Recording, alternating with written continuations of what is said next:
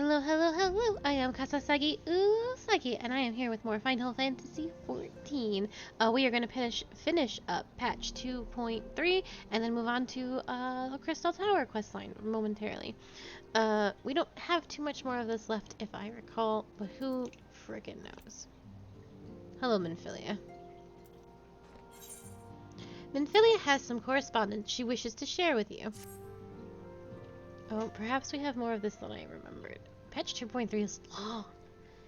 Now the matter of Ramuh has, for the present, been put to rest. There is something I would show you, Akali. It is a letter of thanks signed by the leaders of the Eorzean Alliance, acknowledging the Siren's tireless efforts to the realm. It mentions, in particular, the names of all the defeated primals: Ifrit, Titan, Garuda, Good King Mongolmog XII, Leviathan, and now Ramuh. Needless to say, there is only one among our number to have faced them all. And though these words of gratitude were addressed to the Order as a whole, I feel that they were meant for you above all others. I too must offer my heartfelt thanks for all that you have done.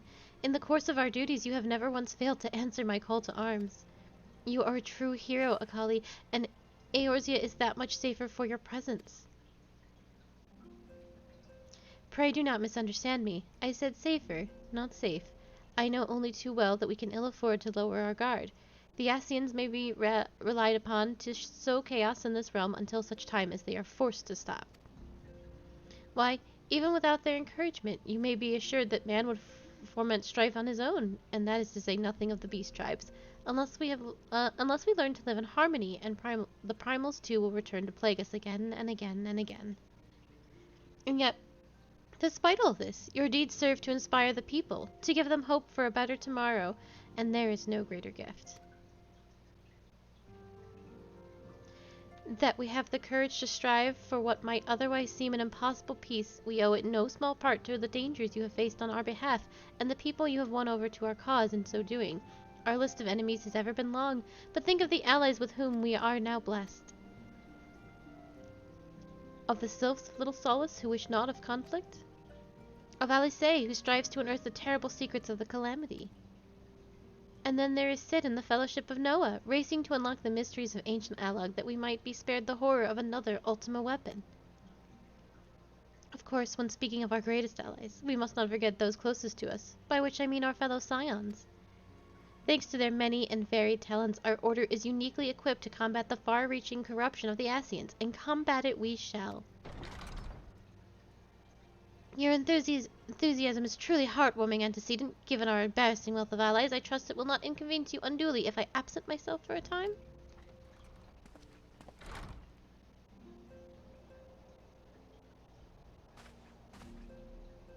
Elfino, I take it the troubles of Ul'dah are no longer require your attention. There are yet some rumblings of discontent, but the air of simmering violence is largely dissipated. 'Tis to report such that I stand before you now. And to speak with you concerning the new organization we discussed. Ah, I have a message for you from you recall the refugee girl? The one whose parents were missing? They were found unharmed. She wished me to pass on her thanks to you.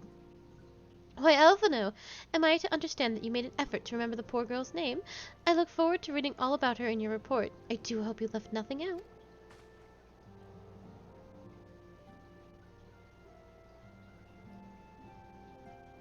Akali, you have been away from Reverence Toll for some time now. I believe, might I suggest you put these affairs of the realm to one side for the moment and take the opportunity to reacquaint yourself with the town? Which reminds me, one of the Doman children recently inquired as to your whereabouts. Yozen was his name? I believe he has some small matter he wishes to share with you. Why not oblige him with a visit?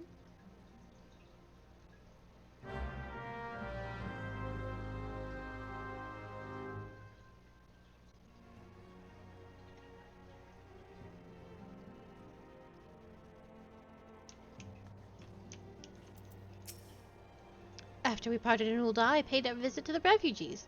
Though a fundamental solution remains far off, I believe that at the very least there should be no armed uprisings in the near future. I am given to understand that you resolved the matter of Ramuh. I will ask Minfilia for a full report when next we speak.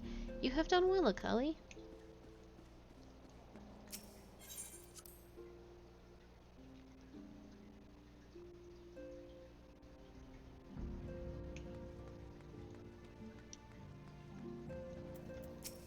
Hey, hey! The storm has passed and a moment's quietude is ours. Tatsuro is using her newfound time to further her studies, and I would follow her example.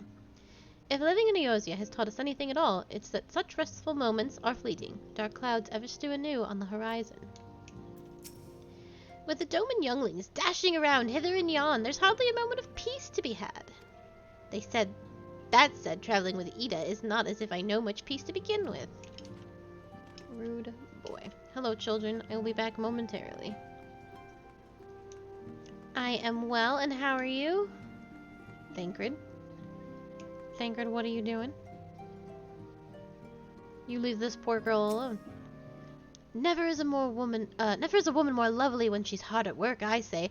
A wild rose, strong and beautiful, blooming tall in the face of the frozen winds.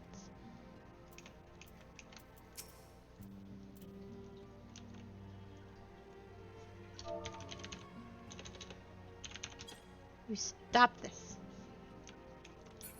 You stay away from this man. 137, 138, 130... Oh, hello there. I've been charged with keeping inventory. Philemon tells me it's of vitality important. Oh dear, I seem to have lost count. No. That is good. It is a fine Sunday. Despite all the hardships we have faced, the younglings pursue their training with great zeal. We older ones would do well to follow their example.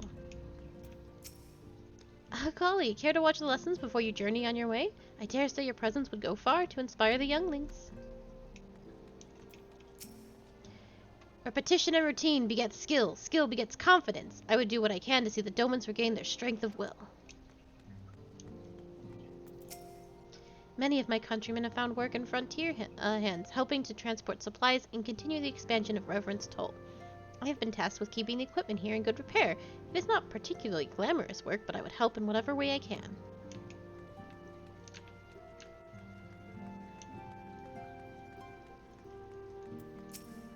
I told Flamin all about our adventures in the Sylphlands, fake Thancred and all. You won't tell the real Thancred, will you? I do not know where we would be without Higuri. That girl has worked tirelessly for us ever since the day of her arrival. Do you suppose all Doman women are so diligent?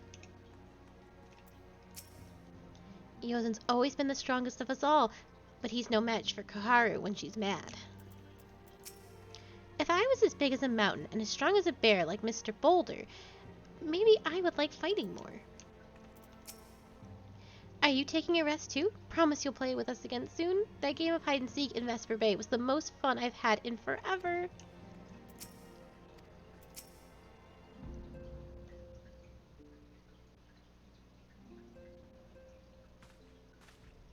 Look, it's Miss Akali. She's back from her adventures. We heard you were off fighting primals and that they're some of the strongest enemies you could ever face. I wish I could have seen you in battle. Anyway, we all want to be heroes too, so we finally formed our very own Doman Adventurers Guild to protect all the Domans. Oh, do you think you could train with us today, Miss Akali? Maybe you could show us how you fought the primals. What's all this commotion then? Mr. Boulder and Mr. Collinet, did you know that Miss Akali is back? So it would seem. Welcome home, Akali. My companion and I but recently became full members of the Scions, and I believe proper introductions have yet to be made. I am known as Hoary Boulder, and this bookish fellow is Collinet. Though we remain largely unproven as adventurers, we have taken upon it ourselves to instruct the Doman younglings in the arts of combat. Ugh! I told you, Mr. Boulder, we are not younglings anymore. We are adventurers. And we were just asking Miss Akali if she could give us special training. I think we're ready to hunt monsters alongside her, don't you? Well, you've certainly been diligent with your drills, but I'm afraid the fiends of Mordona are still so slightly too dangerous for you. I have a counter-proposal. What if I were to cross swords with Akali? A demonstration of skill at arms, if you will. Oh, hooray. If I didn't know you better, and I do, I'd say you were merely seeking to test yourself against the legend. Well, perhaps I am, but what matters the motive when the children stand to learn so much from the lesson? What say you, Akali? Would you consent to spar with me? I'm gonna crown this man from Boulder to sand. Hurrah! We're to have a tournament. Come on, everyone. We must prepare our gear for an outing.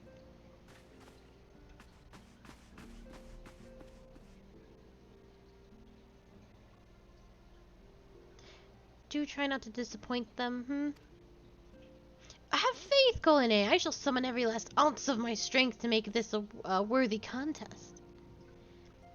The fields to the east of town should prove suitable for our purpose. I very much look forward to our bout.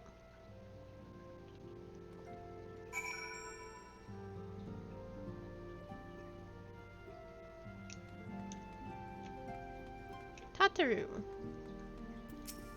Nothing warms me inside quite like a Gary's tea. Truly it is a salve for the body and the soul.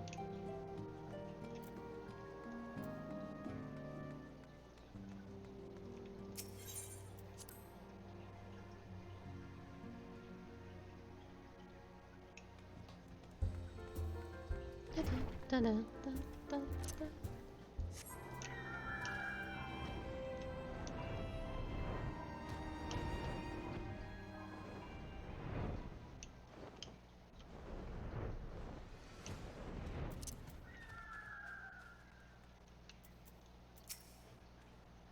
Miss Akali is here. Let the battle begin!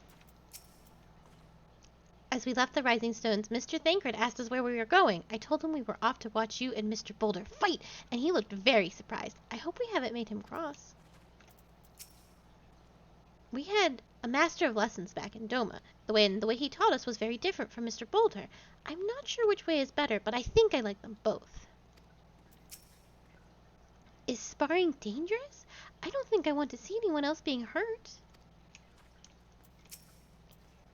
Since becoming a scion, I have had much opportunity to hear news of your epic deeds. I must confess, then, that my excitement rivals that of the children at the prospect of seeing you in action firsthand. 'Twas good of you to agree to this, Akali. I trust you are ready to begin? Yes. I'm gonna kill a man in front of all these children.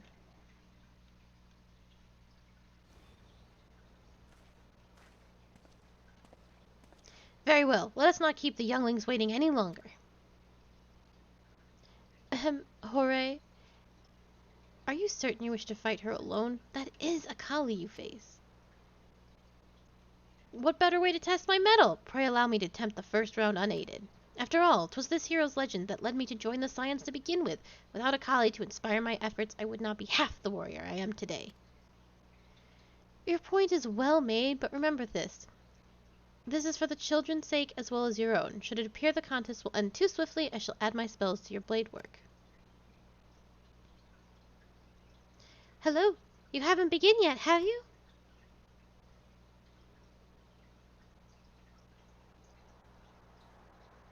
Yida, who are all these people? When I heard about your sparring match, I told everyone I could find. Thought you could use a crowd to cheer you on. Yes, and there's still more to come. When I mentioned Akali's name, the reaction was quite enthusiastic. Why, my own popularity seems but a sickly shade in comparison. You'd best claim victory, bringer of light. Your burgeoning reputation is at stake. Well, our teacher won't be beaten so easily. He's a master swordsman. You can win, Mr. Boulder. We shall soon see. On your guard.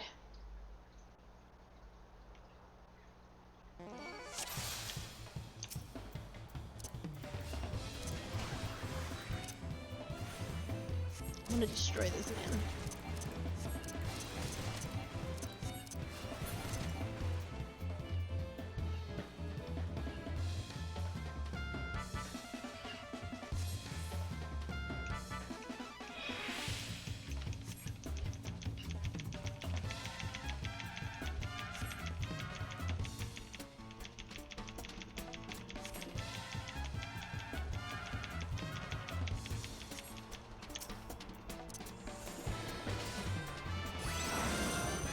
Oh, he resisted my sleep.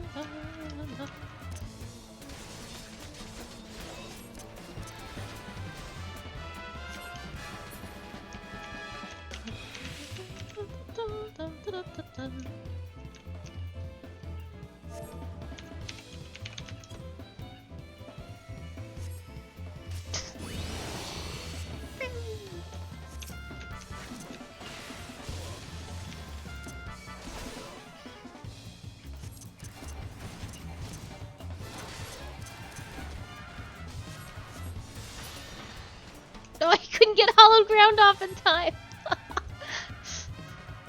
Big womp.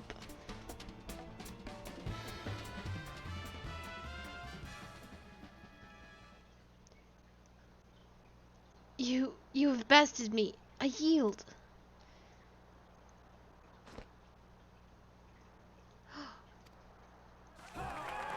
That was incredible! She beat them both at the same time! We knew you couldn't lose, Akali. None can defeat the Guardian of Eorzea. Now I see why they send you to deal with primals. I have much to do if I am to ever attempt the same.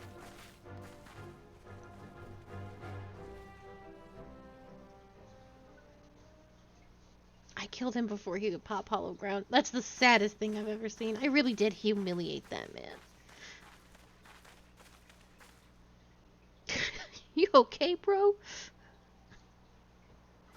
Impressive as always, Akali. 'Tis ever a pleasure to witness the spectacle of your martial prowess. And judging by the smiles on these many faces, they too appreciate the hard-won strength that keeps the perils of the realm at bay. Guardian of Eorzea. Yes, that is a most fitting title. Do you recall when we first met? 'Twas at the memorial service for the Battle of Carteneau. At the time, I was yet attempting to understand this land of Eorzea. I sought to grasp the reason why Grandfather willingly sacrificed himself to protect it. I shall speak plainly. My initial impressions were less than favorable. Dire problems abound, and yet the effort I saw expended towards their solution was haphazard and half-hearted. I thought Eorzeans a foolish and childish people. I could just lay the smack down. Considering the shambles their home was in, I would not have been surprised if some had chosen to swear allegiance to Gaius and the order he proposed to enforce. The legatus' single-minded military invasion precluded any such switching of loyalties, of course. Were it not for a desire to continue Grandfather's legacy, I would have abandoned this realm to its fate long ago.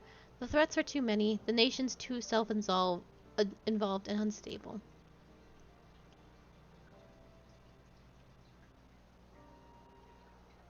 'Twas you who convinced me the salvation of Eorzea was possible. 'Twas you who taught me, through countless acts of bravery, that what my grandsire sought to preserve was not the land, nor its history, nor any single nation. It was the people. These wonderful, oft irritating, stubborn people that suffer blow after terrible blow, only to drag themselves back to their feet to face another day.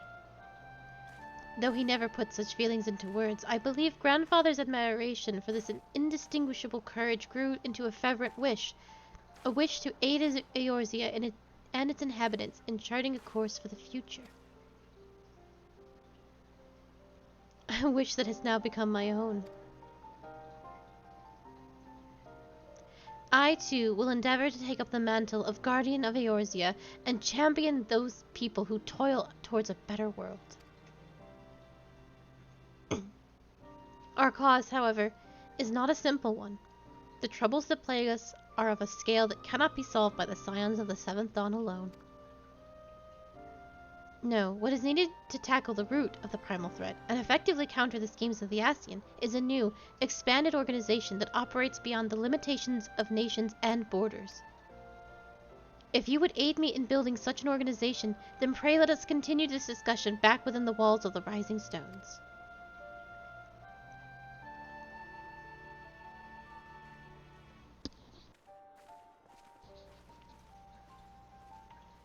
Dun, dun, dun.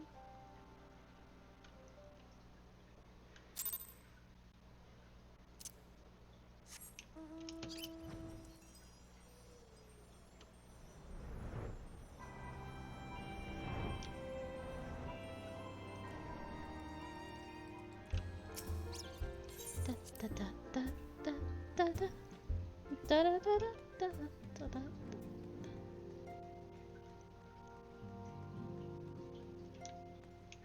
You guys have new conversations already? Your bout with Ori Boulder was more stirring than 100 lines of my most passionate poetry. Perhaps I should arrange a sparring match of my own. I will crush you too. I will absolutely destroy you, Thancred.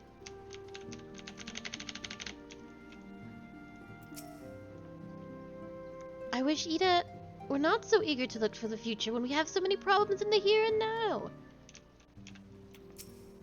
I can't wait for Alphino to start his new company. I love making new friends. I fear Ida's boundless optimism is beginning to affect my better judgment, and your tendency to triumph against the most terrible of foes is certainly not helping matters. No, this won't do at all, and then I'll have to... hello, Akali. If you don't mind, I'm terribly busy at the moment.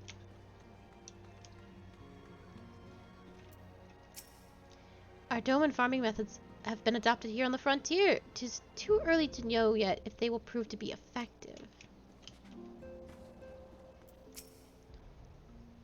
'Tis not enough that I am here for my daughter. I must do what little I can to help you succeed in all your monumental tasks. This place is becoming as a hive, and its bees fit in the constant motion. Perhaps a soothing pot of tea will coax one or two to alight and take a moment's rest.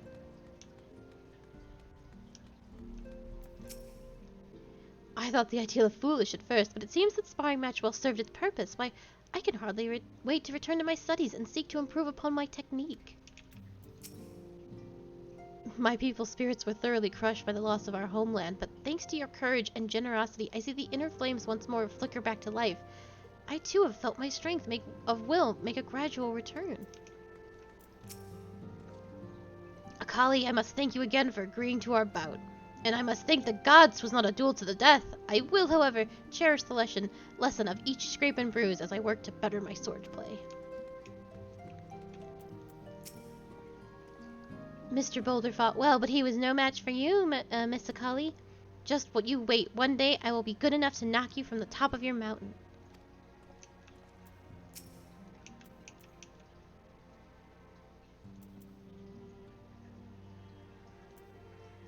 I'll crush you, child. There's a scene... Hori?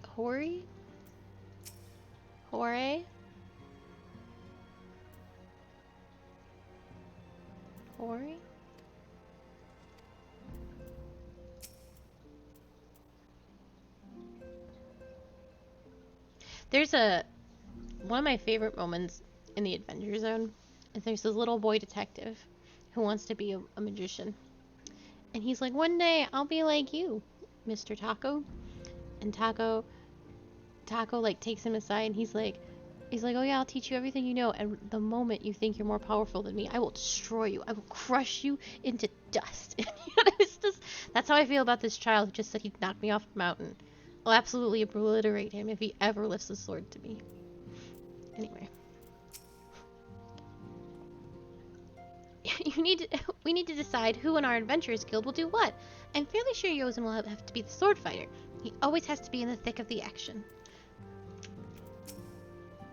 Mr. Boulder is sore and beaten, but he said he'd return straight to his training. I don't think he likes to lose. I like the way Mr. Collier fought. No swords or fists. I wonder if I studied hard, would I be able to cast spells like that too? Probably. If I had to guess.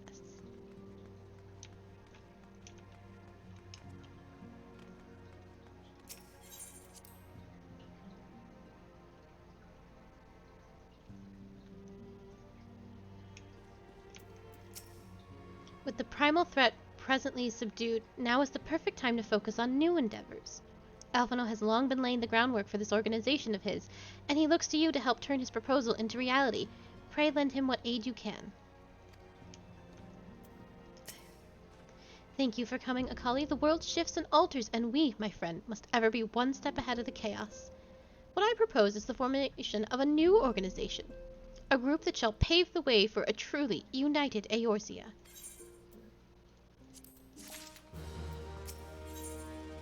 Alphino wishes to request your assistance for his new endeavor.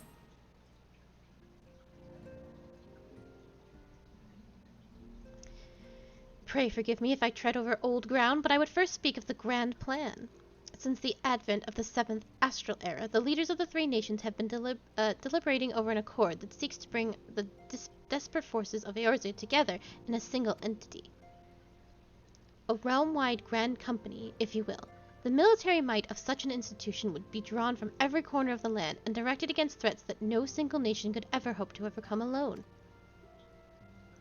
Yet, while the purpose of this hypothetical organization is undisputed, the logistics of its formation have become the source of an endless debate. And the longer these discussions continue, the more I sense the impetus towards unification draining away. Thus have I been campaigning for the creation of what might be considered a trial company. It will be on a much smaller scale than what we hope to eventually achieve, but it's capable of the same manner of unrestricted operation accorded to the Scions. 'Tis my hope that the successful utilization of such a force will lend momentum to the lagging deliberations. Also, being a primary military outfit, I mean to assuage fears of its misuse by placing the fledgling organization under the authority of the antecedent. The Scions work tirelessly to protect Eorzea and its people. But as you yourself have witnessed with the refugee revolt, there are limitations to what we can achieve. With this new company under the Scion's command, however, we will be capable of responding to a wider range of difficulties without straining our resources or overtaxing your formidable talents. The goals of my proposed organization and those of the Scions are ultimately identical, a point conceded by all concerned.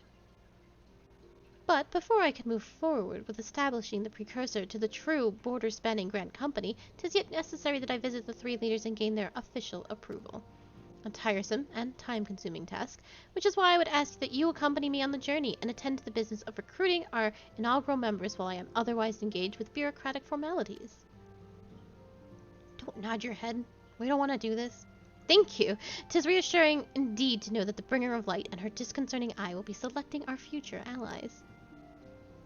Our first destination will be Limsa Lomensa. Let us rendezvous at Bulwark Hall.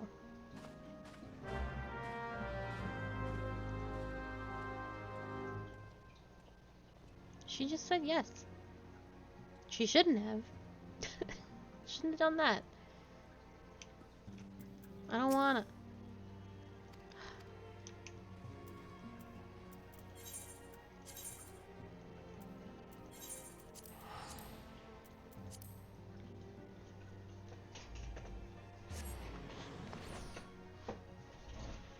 Alphino is so bossy.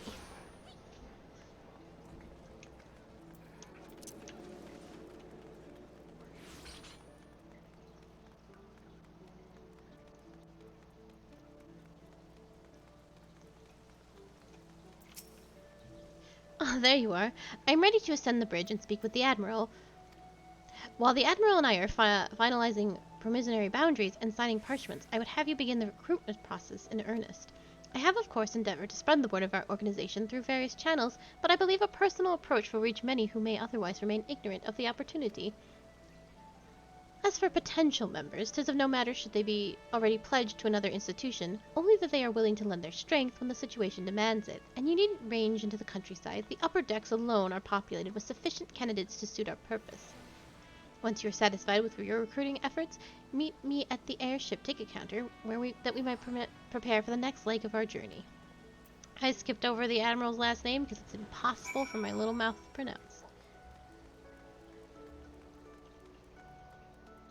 I just don't think Alphino should be in charge of it. I think that's a bad idea. I think the last thing we should be giving this child is more power. He's insufferable as it is. And a child.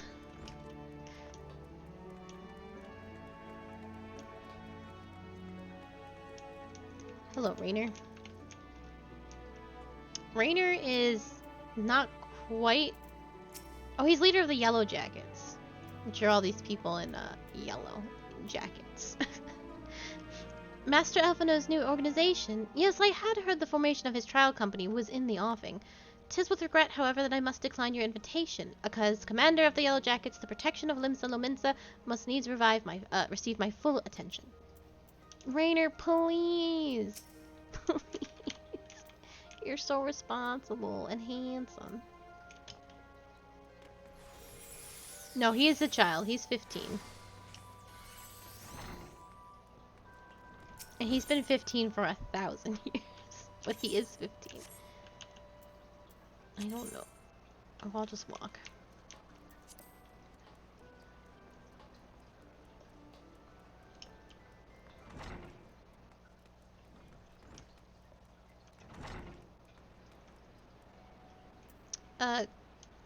This man is more in side quests in Lanosia.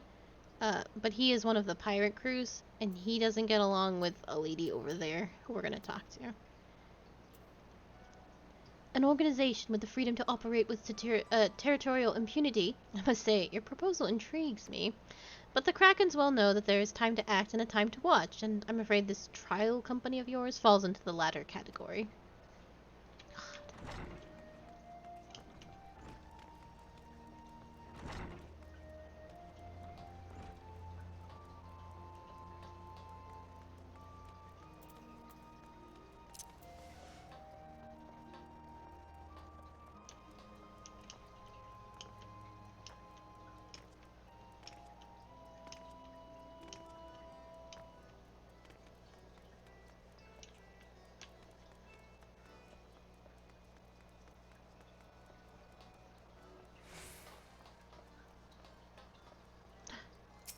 She's got the 2B hair. No, I want the 2B hair.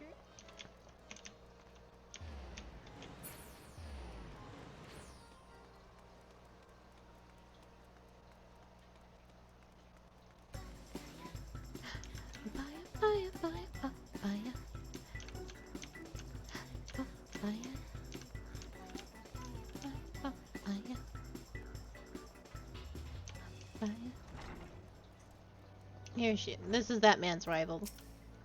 Eh? Who in the bloody hells do you think you're talking to, Drylander? I'm a pirate, not some sodden knight in shining plate. If you're looking for a self-righteous fop, try knocking on that dandy Carolivan's door. They're like best friends, him and her. Best friends. So we're 0 for 3.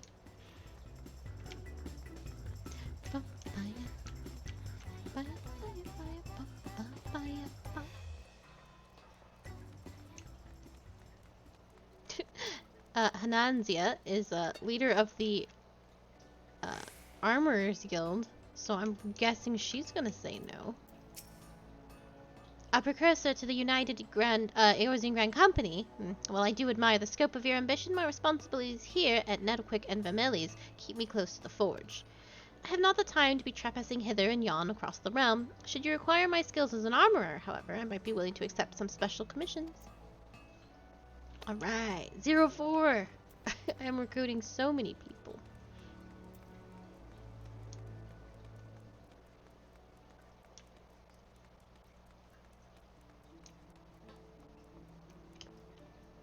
I'm not picking out very good people, by the by. These are all people with heavy obligations to other things. And I've asked 2 pirates and 2 leaders of very important organizations here.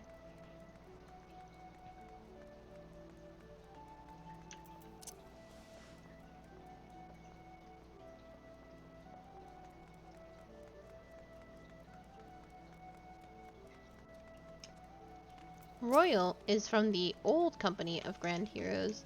The Grand Company of Heroes? He's the one we had to whistle for, and he showed us how to get to fight Titan. Well, if it ain't a collie, I did not forget a venturer brave enough or daft enough to seek the shortcut to Titan's bedchamber. You remember old Royal, don't you? Formerly of the Company of Grand Heroes. 3 whistles at Bronze Lake? Aye, it ain't often I drag me arse out to Limsa for a drink, but I'm right glad I did. How fare ye these days? Eh? You're looking to put together a new crew. Top tier work? Sounds like a right lark, it does. Alrighty, lass, count me in. The heroes might have gone their separate ways, but I ain't ready to climb into me grave just yet. Yes! 1 out of 5.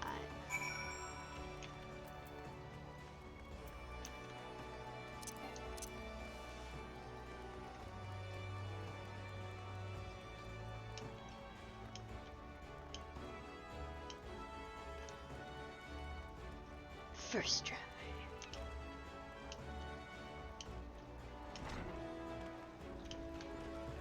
Oh.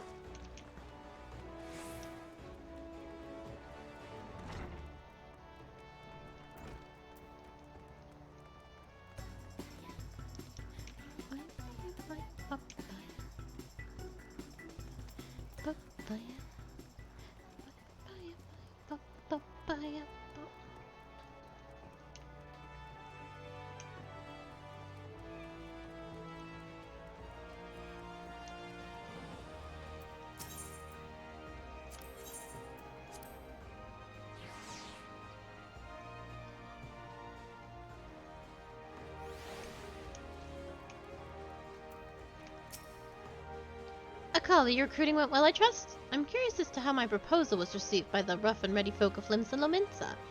Ah, a member of the legendary company of heroes indicated his interest. Astonishing. I knew enlisting your aid was the right choice. Few could boast the acquaintance of such an elusive character. I too was successful in my task. The Admiral consented to sign all the documents requiring her approval. I can only hope that my visit with the Elder Seedseer proceeds as smoothly. Pray continue on to Gridania at your own pace. I shall wait you at Nofaka's altar. I'm just gonna teleport there.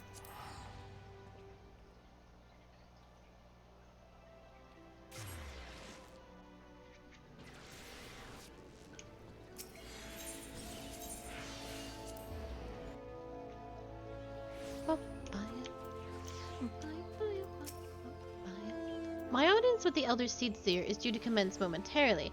I would be grateful if you would once more see to the task of recruitment here in Gridania. After you deem the well of petitional candidates has run dry, let us rendezvous at the airship ticket counter as before.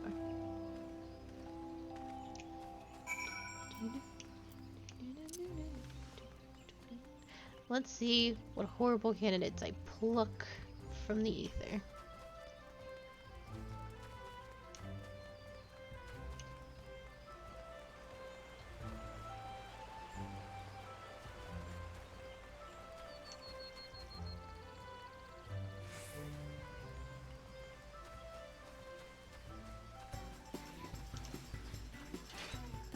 Laurentis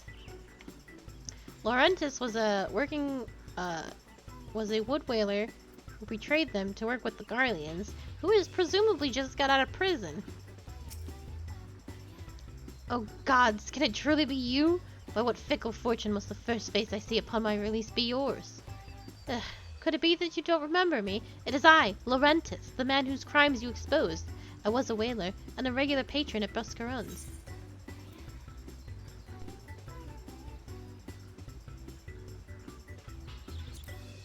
Will you say nothing? Does my presence disgust you so, or do you simply not care to remember our encounter at all? The less said of my past the better, I suppose. And what of you, adventurer? What business brings you to this part of Gridania? Recruiting, eh? And what is your policy on reformed convicts? As matters stand, the wood whalers will have not more to do with me. This may just be the second chance I was looking for. Reverend Toll, you say?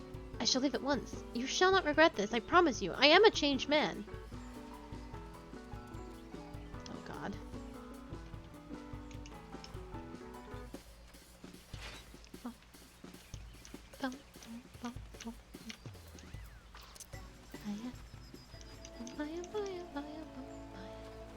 I wish I could listen to that song forever. It was just always playing.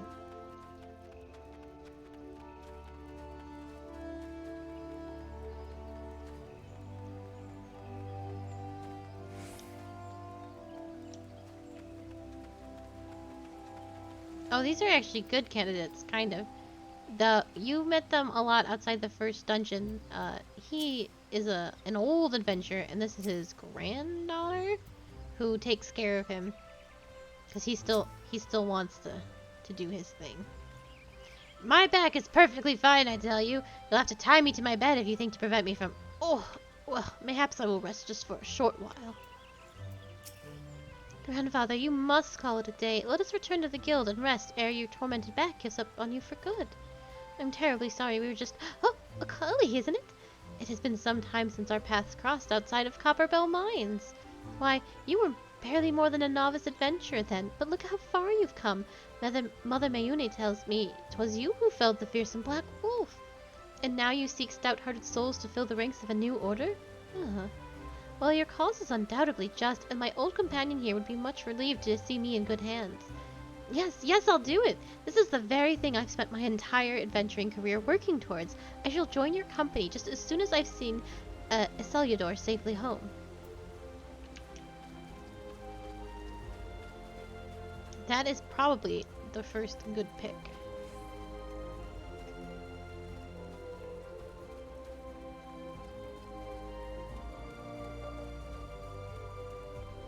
This is not a good pick. This is the old butler who worked for Lady Amidalia? I don't know, the woman who was ripping the faces off young girls and he hid the bodies. You would offer this old man a place in your company of champions?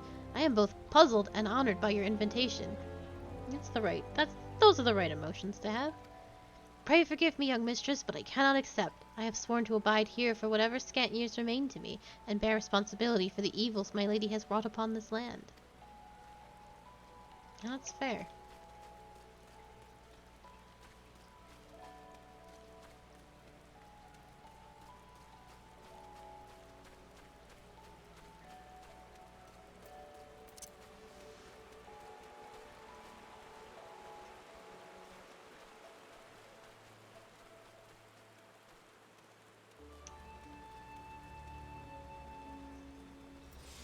Oh man. We talked to you about a button once. 'Tis not often guild officers such as myself gets recruited, and this company of yours surely sounds to have some promise, but its duties appear less than focused. I must refuse your invitation until such time as your organization is more organized. She's a weird pick. We didn't try and snag a guild leader? Yowain is right in there. There's also that crazy racist at the Archers Guild. If we're looking for bad picks.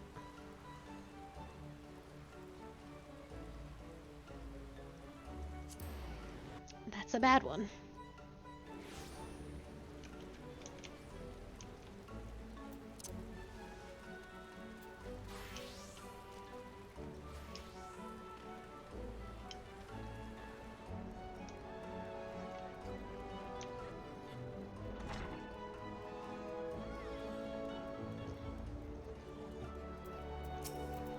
What news, Akali? For my part, the Elder Seedseer was most amenable to our requirements.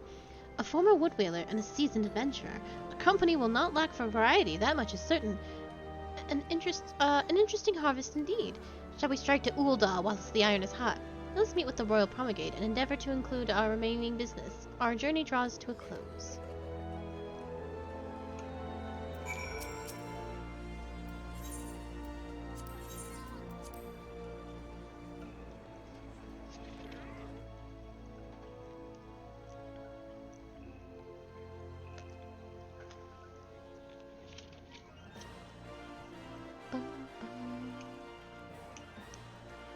I'm lost. Okay.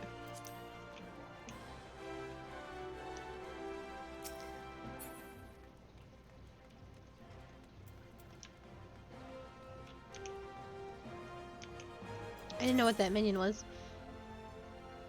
I thought it was 9S. I was like, what? I have not seen the 9S minion. Or if it's even real.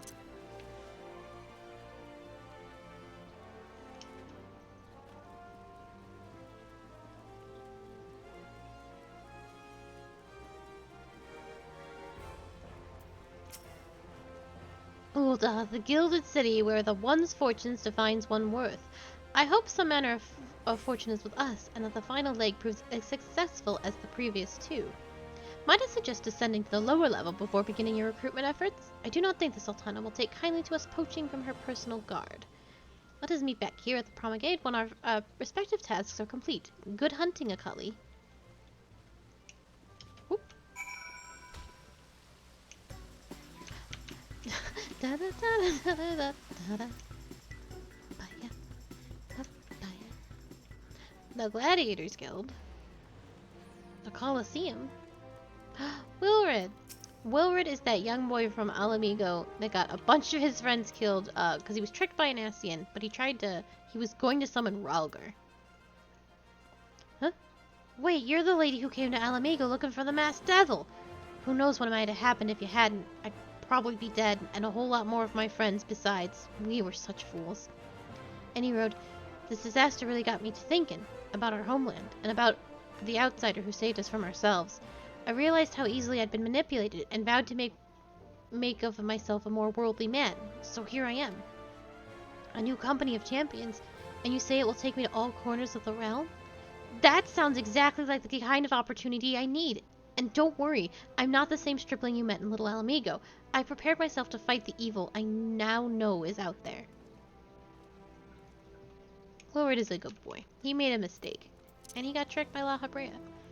It does in fact happen to the best of us.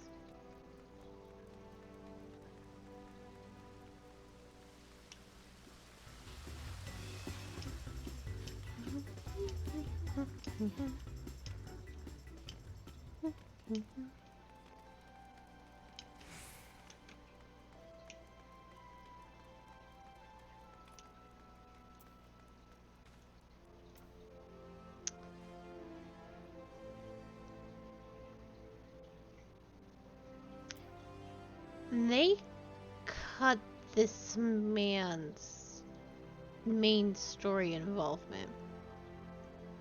I'm pretty sure. He is an Alamigan refugee that you talked to when you were trying to find the source of the revolution, and he gave you a lot of attitude. And he was very scary. Have you come to tell me the news, soldier? Well, I've already heard it. Seems the would-be saviors of Ul'dah's refugees went and got himself killed, and not by your hand. He was just as much a pawn as the helpless cast-offs he sought to deceive, eh? That's not why you're here. You'd be surprised what rumors drift down to Pearl Lane. I know of this glorious new company of yours, and just how far I'd go to avoid getting involved with it. Whispers on the street say your organization is funded by corrupt coin, by syndicate money. If you think you're recruiting for a just cause, then you're a bigger fool than I took you for. Yeah, his stuff was cut. He is angry. He's an angry man. This is the man that runs the Sapphire Avenue Exchange. A company that looks to cure the ills of the entire realm. Listen, friend, I can scarce bear the complaints of the next all over, let alone the conundrums of the neighboring nation. That's fair.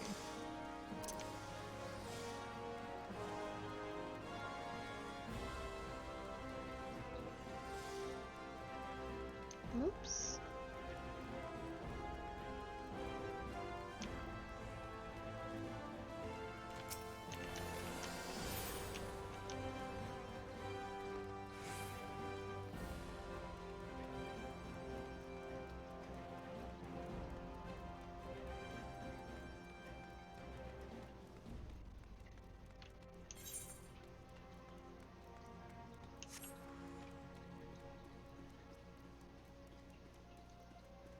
Oh god, are we asking Rose? Oh no, Yellow Moon. God. I'm sorry, you wish to recruit me? Is this some new fashion manner of propositioning a lady? Well, I'm afraid you're wasting your time. This lady is already spoken for. Good day to you, miss. I can't believe we tried to recruit Yellow Moon, who was only into fashions. That's actually worse than recruiting Rose.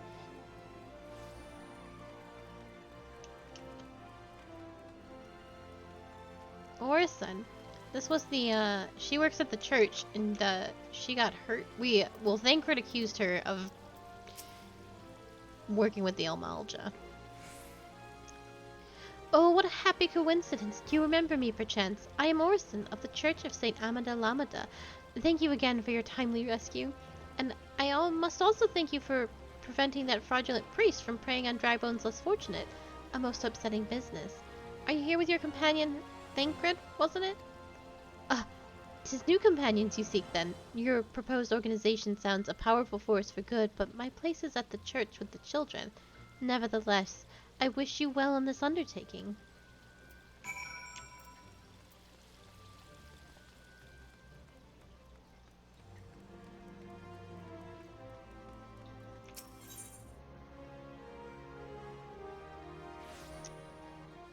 Where did he want me to go?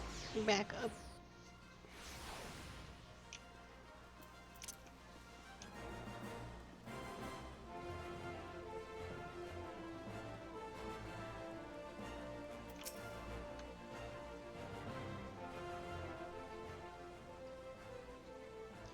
How fared you, Akali? What hidden gems did the streets of Uldal offer up to your unrelenting gaze? Huh, a single Almamegan youth. Well, you've certainly given us an admirable start, even if our ranks are yet somewhat thin. In these troubled years following the calamity, talk of Eorzea's salvation must seem akin to grasping at clouds. But there are those who have risen to the challenge nonetheless, and the hope that inspires these people was born in no small part from the victories you yourself have won. Thank you, Akali. I will not squander the precious gifts you have placed into my keeping. These recruits will become the foundation of a new beginning. And yes, we are free to begin. As you have no doubt surmised, the Sultana also graced my trial company with her blessings. Our first wave of recruitment is over, the documents signed, and the finances secure. There is naught to prevent me from taking the next step. You are concerned by the syndicate's involvement, as was I. Thus was the origin of every coin of their contribution carefully scrutinized and recorded. The organization will not be built on corruption. Naturally, I prefer not to rely upon outside sources at all, but even my family's substantial coffers could not sustain a venture of this magnitude. And as for the rumors and doubts surrounding this enterprise, well, such things shall plague us until the company has had a chance to prove its worth. It will not be an easy process, but we will earn people's trust one success at a time. Speaking of time, we should waste no more of it. Let us return to the Rising Stones and lay the first stone of a united Eorzea.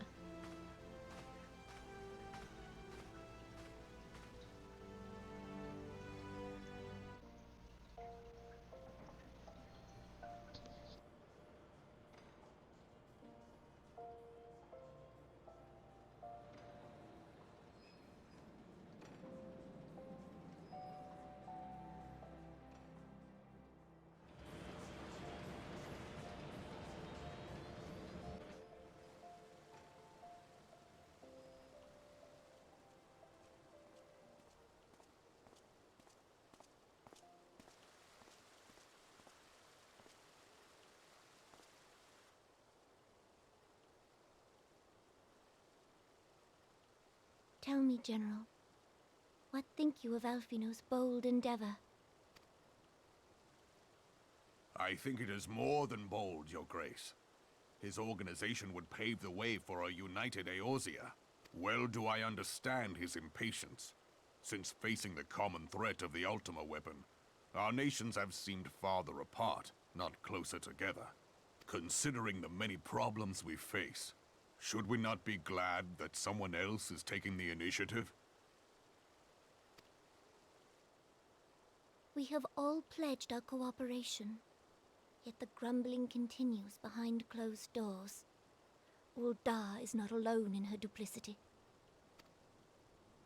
I myself have doubts as to the good this organization will achieve. With the inclusion of the finest soldiers of the 3 grand companies, it promises to be a fearsome military body. But whom will it serve? Even under the watchful gaze of the Scions, it is not unthinkable that such a force could perpetrate a great wrong. Does it not concern you that a significant proportion of its financial backing came from the coffers of the Syndicate? That those unprincipled worms might forge this extraordinary gathering of warriors into a private army? I have trust in the Scions, Your Grace. They have spared us no end of trouble at the hands of the Primals. If they seek reinforcements, I deem it unwise to deny them. Howdy, howdy! I am doing well, and I hope you are too. As for their finances, full many gave generously. And though our nobles proffered a sizable sum, their coin did not spill from the pockets of Lolorito and his cronies. And what of the presence of our stalwart adventurer friend in this endeavor? I doubt the warrior of light would betray our cause.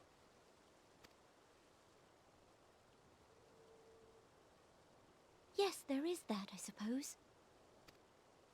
Yet I have known people to change. Whether we will or no, the events of the age hurl us this way and that, like a dust devil skipping across the sands. Cannot be done about Telechi? I have explored all avenues available to us, Your Grace. But as Ul'Dan law now stands, we lack the evidence to convict him of any crime.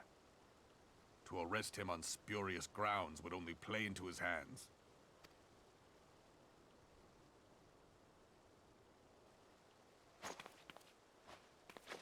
He has all but committed treason, and yet we can do nothing?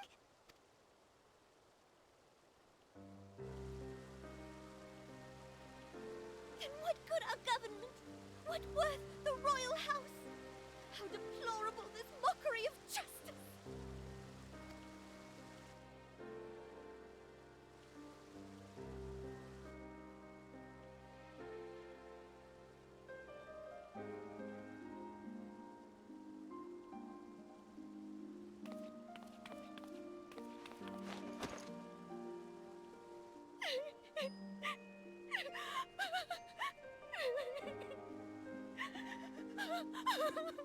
Have faith, Your Grace.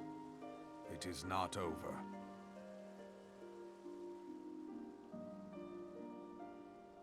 Of course, I will. Ugh. And that scene makes me a little teary-eyed, phenomenal, crying.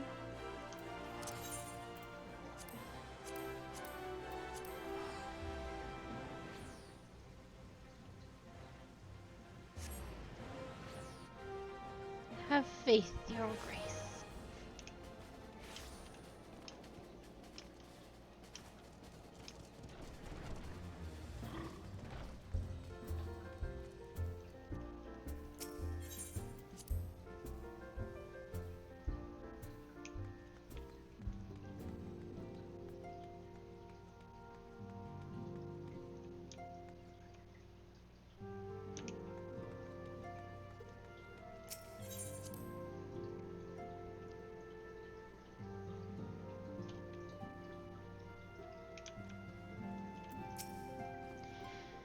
That is not a journey I would soon wish to repeat, but I cannot pause to rest. The culmination of our effort is at hand. I must see the preparations for the inaugural ceremony.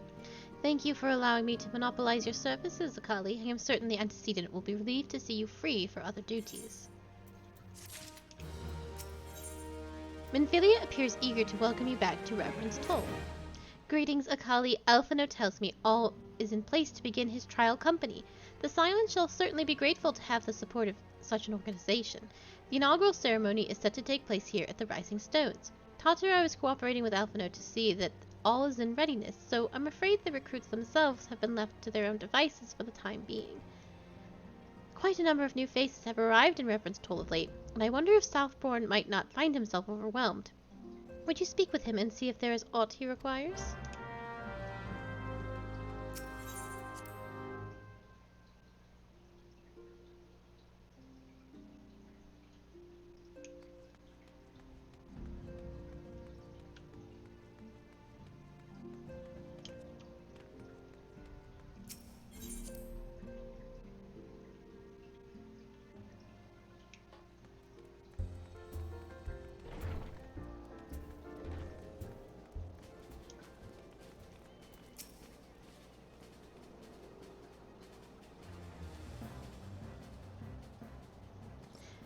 What can I do for you, Akali? I thought you might have your hands full helping with the new arm of the Scions.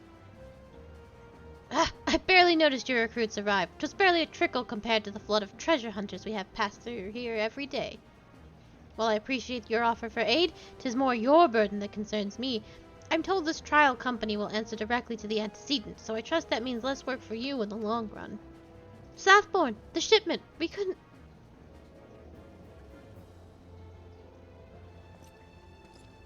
gods, woman, what befell?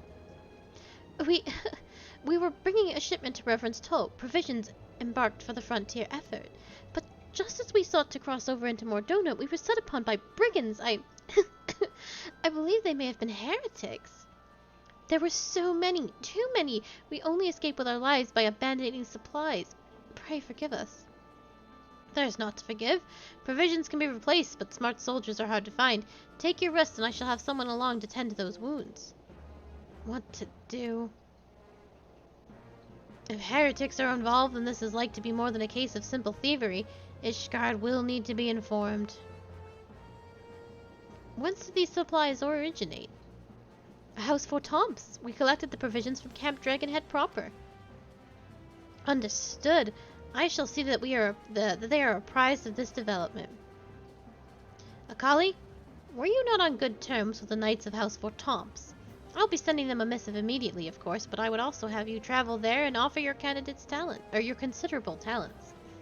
Yes, I realize I contradict my earlier hopes to lighten your load, but I need someone favorable who can help bring this incident to a satisfactory conclusion. Our favorable relations with Ishgard are far too important to risk half measures. Thank you for your understanding. I am certain Lord Orchefant will be glad of your assistance.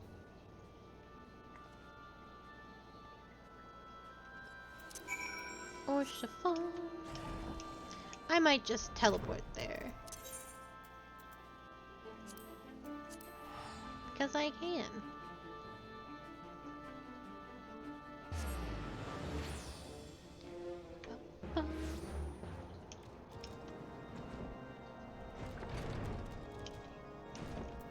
Here's that point. Well, if it isn't my fine friend Akali Yana, would you care for a plate of roast kakul? Some mulled wine? No? Ah, I see you've not come to my hall to merely escape the biting cold. I was, in fact, on the verge of opening an urgent missive for Reverend's Toll, and I suspect the timing of your arrival is no coincidence. Lord Orchefant, I would love to have some mulled wine with you, but the MSQ will simply not allow it. Lord Orchefant awaits confirmation of the reason for your visit to Camp Dragonhead.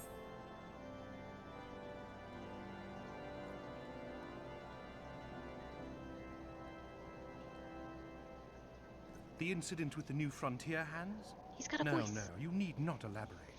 I have been following their progress with no small amount of interest. Brave men and women all. They do our nation a great service. The existence of a fortified outpost in Mordona will do much to dissuade the Empire from trespassing on Kurth's soil. Right glad am I that you have chosen to lend your support to this endeavor. Never let it be said that House Fort Tom does not acknowledge the efforts of her allies, or her debts. 'Twas in the spirit of gratitude that I arranged for sundry supplies to be delivered to Revenant's Toll. That the shipment should chance to be waylaid by heretics is poor fortune indeed. Poor fortune, I say, yet not without precedent. If you would know the truth of it, these incorrigible villains grow more organized with each passing day.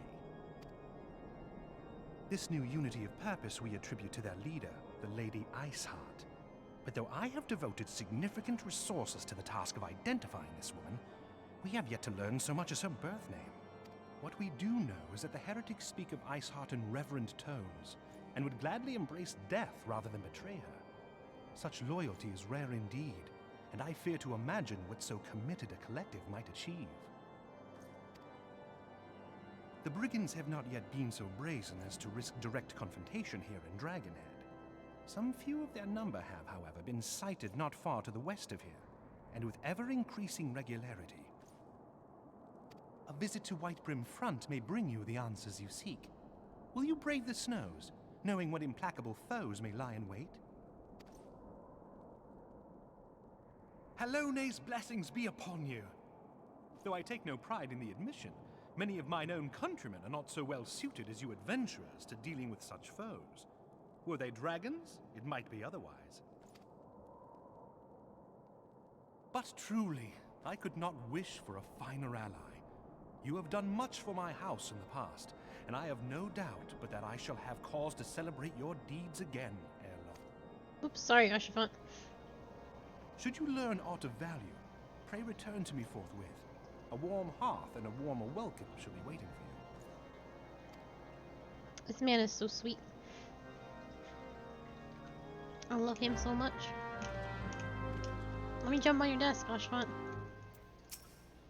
I blow you a kiss.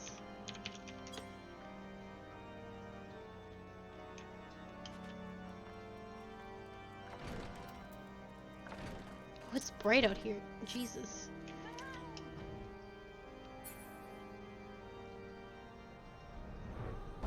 Block out the sun with my fat cat.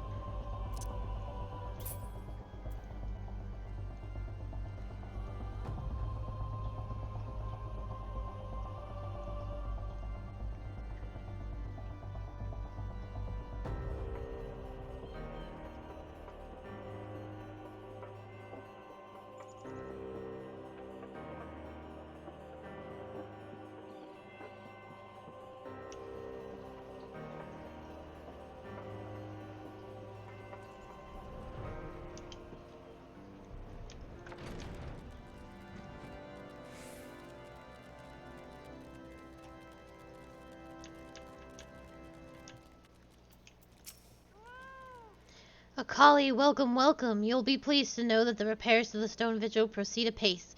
We shall rebuild sure and strong, that the Dravinians might batter themselves senseless against our shield in the west. I would venture, however, that matters of masonry are not what brought you to Whitebrim. On the trail of a band of thieving heretics, you say. By the fury, but you two seem destined to cross paths with those villains. I must confess, then, 'tis a sad truth that the wilds hereabouts have indeed grown thick with their number. They strike swiftly, without warning, and are canny enough to evade our most able trackers. But 'tis not merely their newfound organization that confounds us. The heretics themselves seem somehow changed. I know not the matter of influence in this Iceheart wields, but the men we face seem utterly lost in the grip of their righteous furor. 'Tis an unsettling and unnatural zeal. Perhaps you would care to question one of their recent victims. As fate would have it, your arrival came moments after a trader was waylaid on the road. A patrol found the unfortunate fellow lying senseless in the snow, and carried him to our infirmary.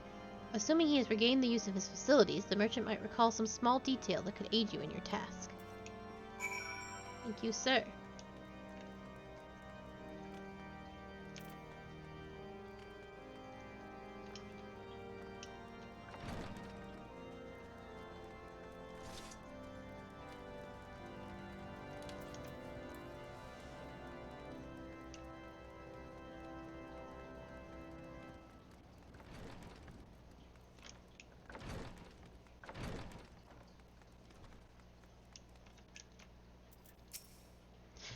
Tell you what happened? Why, yes, of course. I am quite recovered enough to do for that. Anything to help catch those cowardly blackhearts. I was traveling my usual route to Whitebrim Front when a sudden blow set me reeling. The next thing I knew I was on the ground, and several heretics were rifling through my cargo. Arms, armor, crystals, they were taking everything. 'Twas then that one of them noticed my bleary gaze and stalked over to better acquaint my head with his mace. Before darkness claimed me, however, I distinctly heard the words, "Return to Snowcloak." I dare say that is where they were hauling my goods, but you'll not catch me rushing off in pursuit. They'll tell me 'twas a miracle I survived at all, and I'll not risk my thick skull to save me a second. I will not trust my thick skull to save me a second time.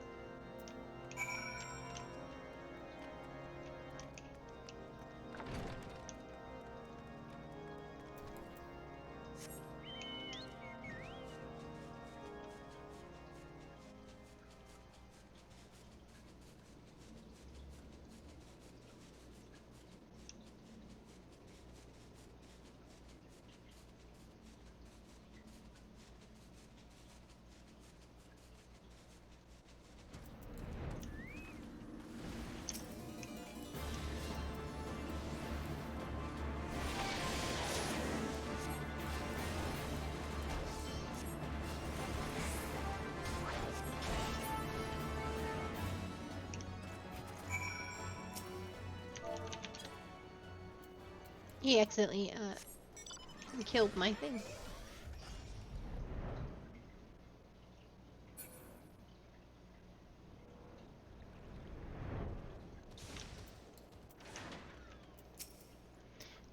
Draw your weapon, fall. Wait, I recognize you, adventurer. You, come seeking heretics? Then we share a common purpose. We were on patrol when we chanced across one of their raiding parties and pursued them here. By rights, we should have had them cornered in this ravine, and yet they are gone, vanished like icy wraiths.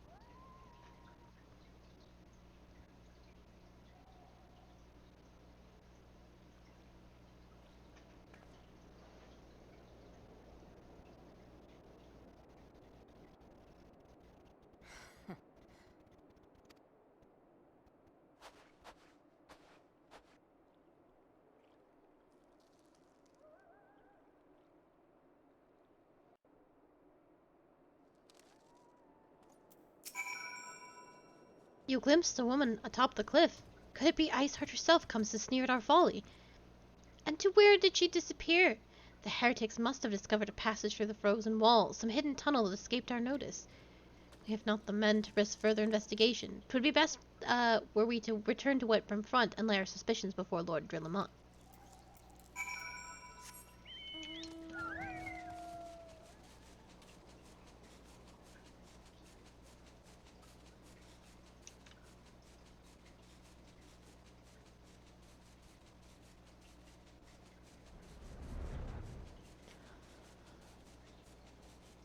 Lord Drillamont.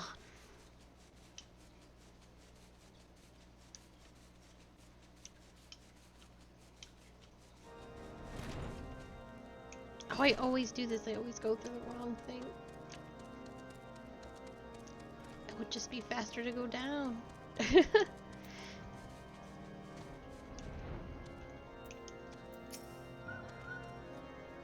Acully, it appears I owe you my thanks once again. The surviving knights spared no detail in their report.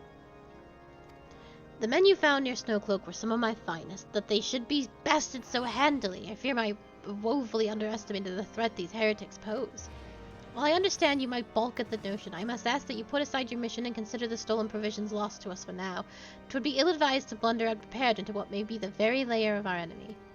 Pray return to Dragonhead and inform Lord Orstrafont of your discoveries. He will wish to plan contingencies of his own.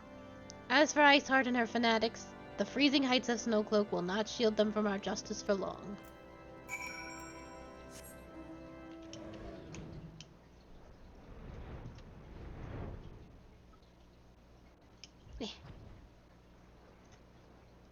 Oh, it's so clear in Corthus. It's very unusual.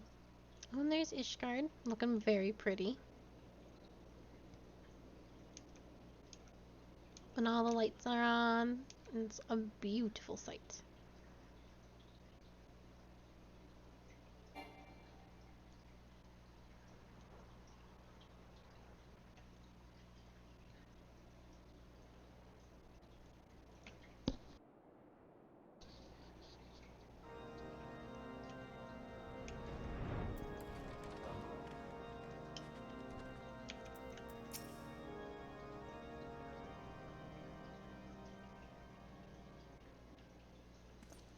Your return is most timely.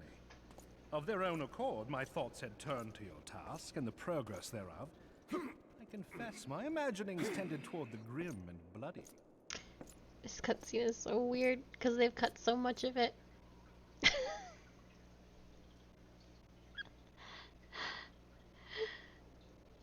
In the original, this man is being crazy thirsty right now, but they cut out all his thirst. So it's just like, there's a lot of weird cuts, and our facial expression doesn't make any sense.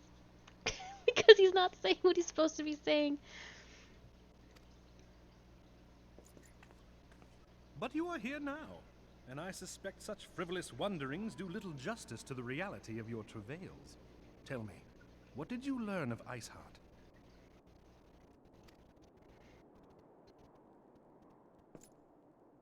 They should have let him be. Indeed. I know, And this it's very good. transpired at Snowcloak? They should have let him be a little thirsty. Just like a little bit. I know he gets there, but he starts off really thirsty. And they should have just let a little bit. Of all the highlands, that towering wall has borne the worst of the region's brutal shift in climate. So inhospitable has Snowcloak become that we have still to survey the area in its entirety. Could its frozen heights conceal the heretics' hideaway? Mayhap a more robust reconnaissance effort is in order. Putting such considerations aside for the moment, we still know far too little of this Iceheart. That she is capable of commanding such a band of fanatics bespeaks natural authority, and no small measure of charisma. As much as I would like to fathom this mystery with you, the situation has grown beyond my personal purview. I am bound by duty to inform the Temple Knights and request that they bring this matter to its conclusion. Given the glowing reports the new commander has garnered thus far, I am certain that they can be relied upon to take appropriate action. Though Iceheart's true identity yet eludes us, you have provided us with a point from which to begin. Sometimes it takes but a single stone to prompt an avalanche. Did you purposely write Lullafell instead of Lalafell? On the matter of the stolen provisions, I have already made arrangements for a second shipment to be sent to Revenant's Toll. I could not well allow such an honorable venture to be undermined by one miserable setback. It's a Lalafell. La. La la la la.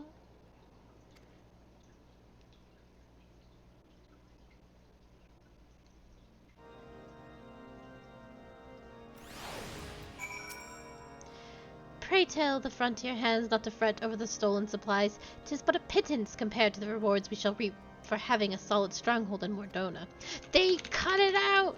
They continued. So, I might have missed it, or they have changed it to that. But, he has a line where he goes, oh, the stolen supplies, nothing in there that cannot be replaced, save for... have you heard of the Crusader's outfit? It's very rare in these parts.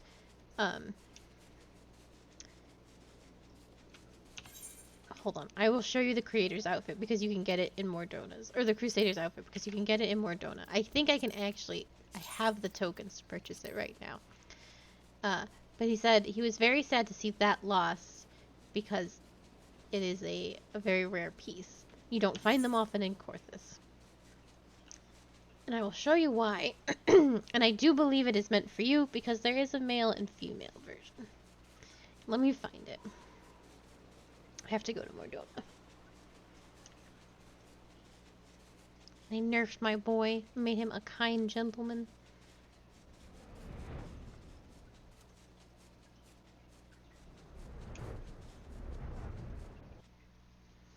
I can actually pick it up right now. Who's got the Crusader outfit? Crusader uniform. Oh, it's not Crusader, it's Cascadier. Is it you?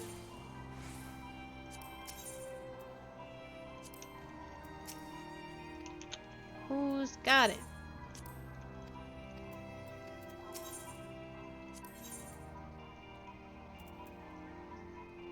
Well, I will take these. Damn it.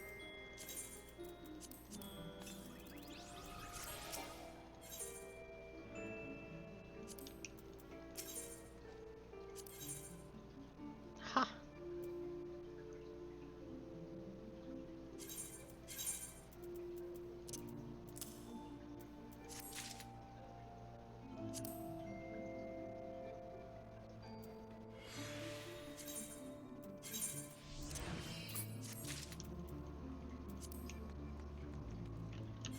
Okay. Hide myself just a second.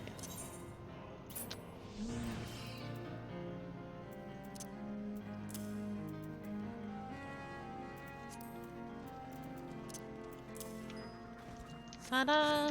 This is the outfit that he sent that got stolen by the heretics.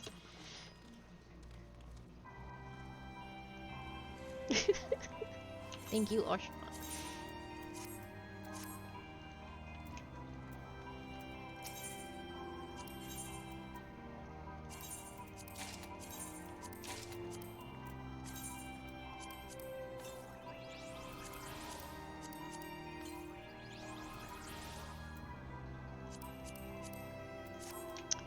let's go talk to stuff.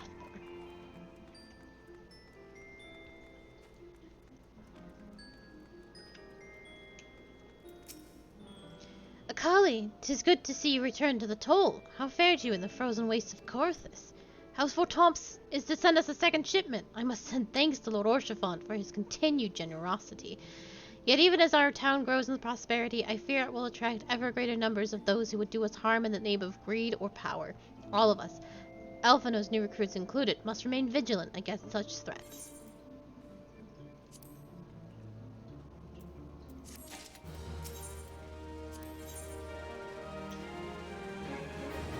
The Slathborn has news on the progress of the inaugural ceremony. While you were away in Kurthus, preparations for the inaugural ceremony were all but completed, although Tataru does seem yet somewhat flustered. I've taken enough of your time. Why don't you head into the Rising Stones and see if your frantic receptionist could do with a hand?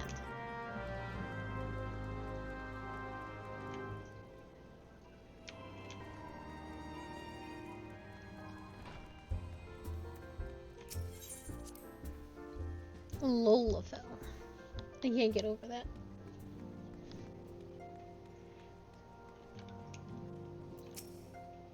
These parchments need to be sorted, and these documents, why are they even here? Oh, I am sorely tempted to file a lot in my waste paper basket. Oh, Akali, you startled me. You wish to lend a hand? Splendid! Would you be a dear and hand these uniforms to the new recruits? They're scattered about Reverend's Toll, and I haven't the time to track them all down. The recruits know to don the garb immediately and assemble here in the Rising Stones. You'll want to report directly back to Alphino if you don't wish to miss the ceremony. I wonder if the Scions will ever have matching uniforms. A well-funded organization is a well-dressed organization, I suppose.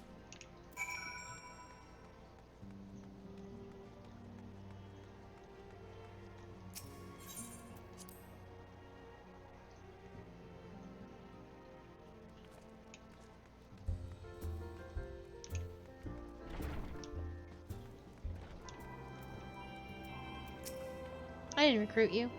Those who believe this company will see no riches are short-sighted fools. The giving of oneself is an investment in the future. Thus did I sign my name to the cause. These uniforms were a splendid idea. Once our organization has made a name for itself, then there shall be wealth aplenty in selling replica costumes to the adoring masses.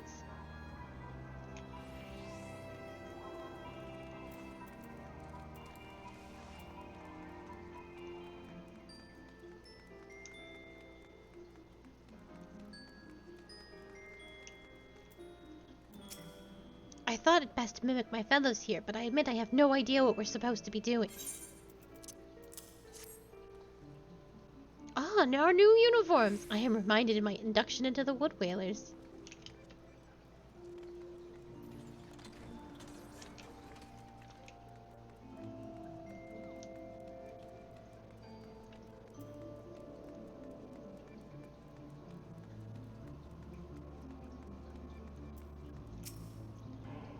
The scarlet garb marks me a proud member of the Maelstrom, and a hearty defender of Limsa Lominsa. Yet in truth, I stand for the betterment of the realm, and thought this new company a fine opportunity to contribute on a grander scale.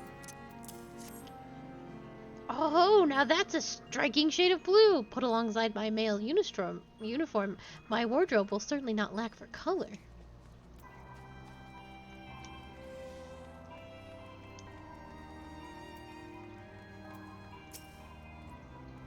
I don't believe we've met. I'm Ilbert, and I will have the honor of leading my fellow recruits as captain. Much did I lose to the calamity, and I look forward to aiding others in rebuilding their lives. The uniforms are a shrewd decision. There is no easier method in creating a yaman bond among what is essentially a band of strangers.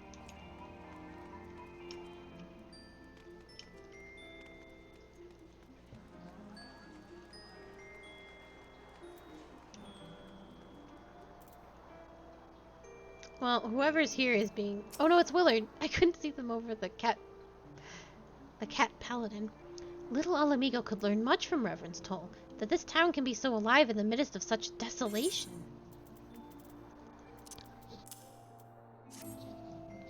I've never worn aught quite so voluminous. Well, I'm sure I'll grow accustomed to the extra cloth in time.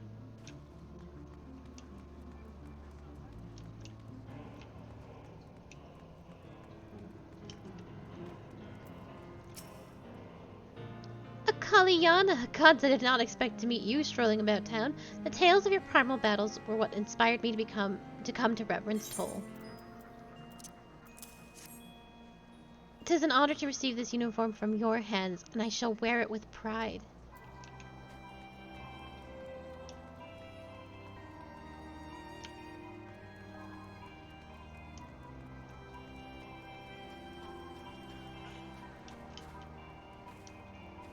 I'm missing a couple.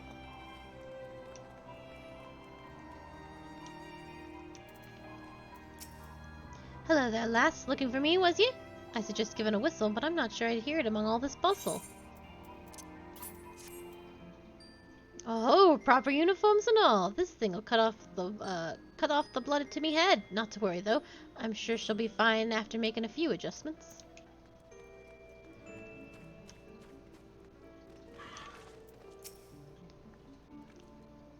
Celador has at last retired from the adventurer's life, though I shall miss his wisdom and irrepressible spirit. I am excited to forge my own path forwards. Oh, yes, the uniform, thank you. Truth be told, the thought of pledging myself to such a lofty organization is somewhat intimidating.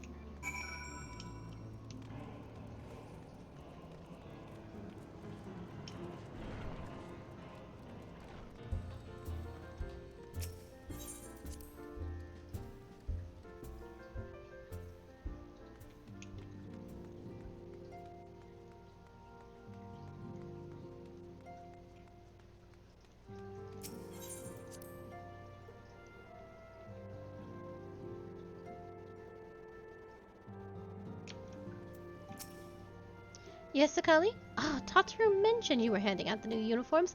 I assume you've now met the rest of the recruits. Some few answered the call to arms I put forth through the established grand companies and such. We are not yet an army, but there is much a small corps of elite warriors can achieve. Did I mention I thought of a name for the company? 'Tis my hope that it shall soon be known across the breadth of Eorzea. The moment of truth draws near, Akali. Once the last of the recruits have gathered, I shall make the official announcement.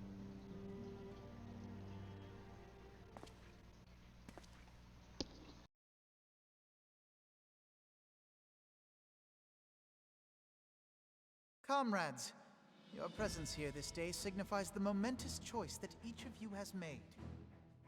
With your strength now pledged to the scions of the Seventh Dawn, you are beholden to no single nation. You stand as the vanguard for a united Eorzea.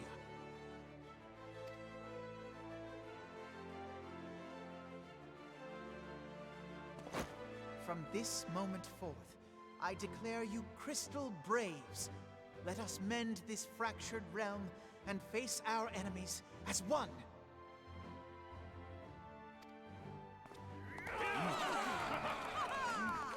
Whether it be the Beastmen and their primals, or the conflict in Carteneau, it is plain that the nations of Eorzea cannot solve the problems which plague the realm.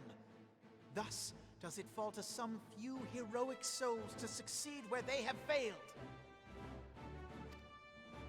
Come, take your place at the Scion's side as guardians of Eorzea, and together we shall fight for the freedom of all! For the freedom of all!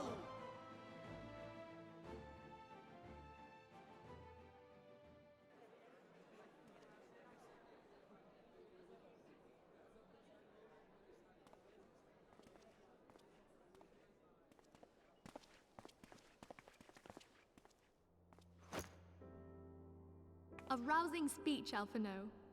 Or should I say, Crystal Brave Commander Leveilleur? Please, Antecedent. The title is honorary. I shall not be leading the troops into battle, as it were. We are of the same purpose.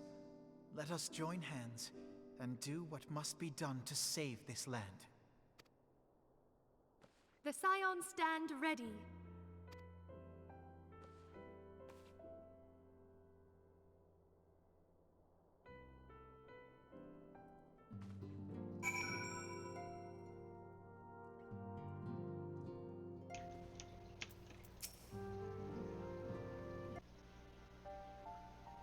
I'm eager to see what the Crystal Braves might accomplish. This shall prove an interesting time indeed for the Scions. Yes, I'm listening. So our worst fears are confirmed. The entire Isle. Such power defies comprehension. Truly? Kryl is alive? Thank the 12. I see. Pray, inform me if her condition changes. Yes, I shall pass on your words to Urianger. My thanks. I shall contact you anon. When I learned of the loss of the Isle of Val, I dared not hope that my friend had survived. Yet, by some miracle, it would seem she has. She's still to regain consciousness, it is true, but better that than death. Putting this happy news to one side, we must now endeavor to make sense of the readings taken by the survey party. It appears the etheric disturbance which accompanied the Isle's destruction is of a magnitude alarmingly close to that of Ultima. Could the Ascians be responsible for this devastation as well? I wonder, have you heard aught from the Mother Crystal since the battle with the Garleans? Then she speaks to neither one of us. Heidelin silence portends naught but ill, I fear. Louisoix, I pray you yet watch over us.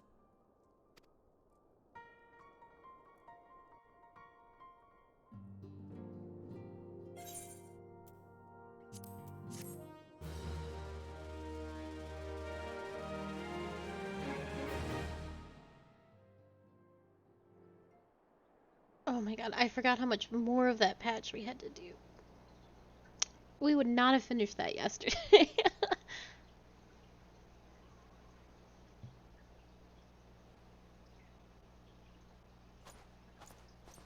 Very good. See that the provisions are prepared for transport. Let us hope that this shipment is spared the fate of the last.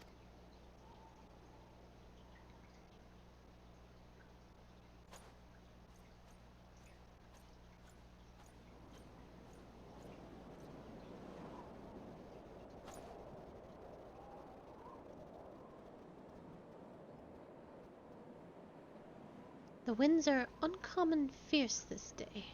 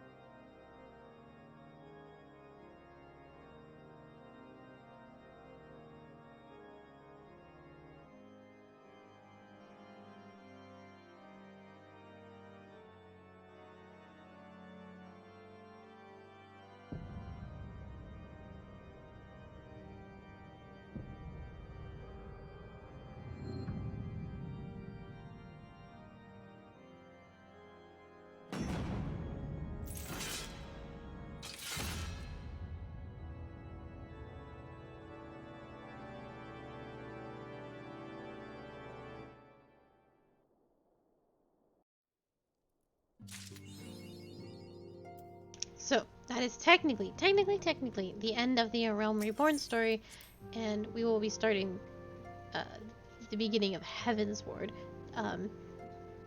This is still technically a Realm Reborn. We are still in patches, holy beans, 2 point whatevers.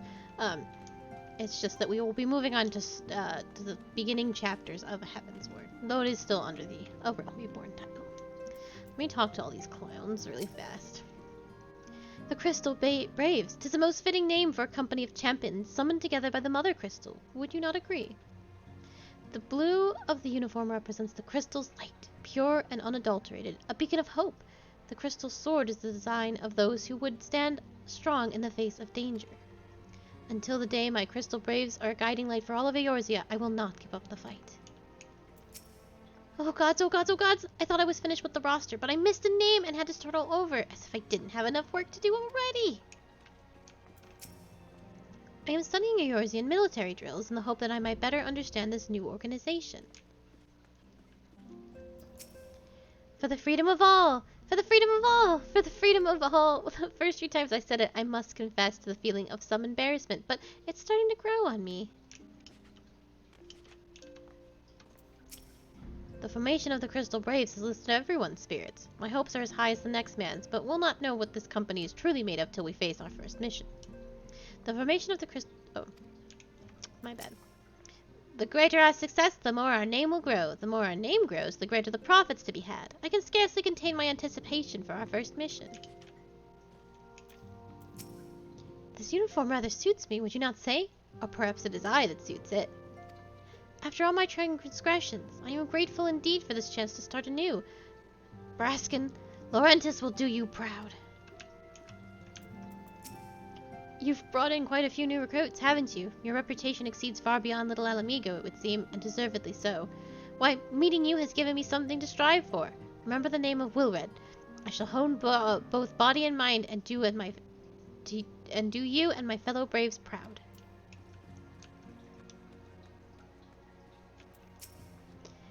'Tis always inspiring to speak to a person with vision. If there is aught I might do to be of service to this new company, you know where to find me.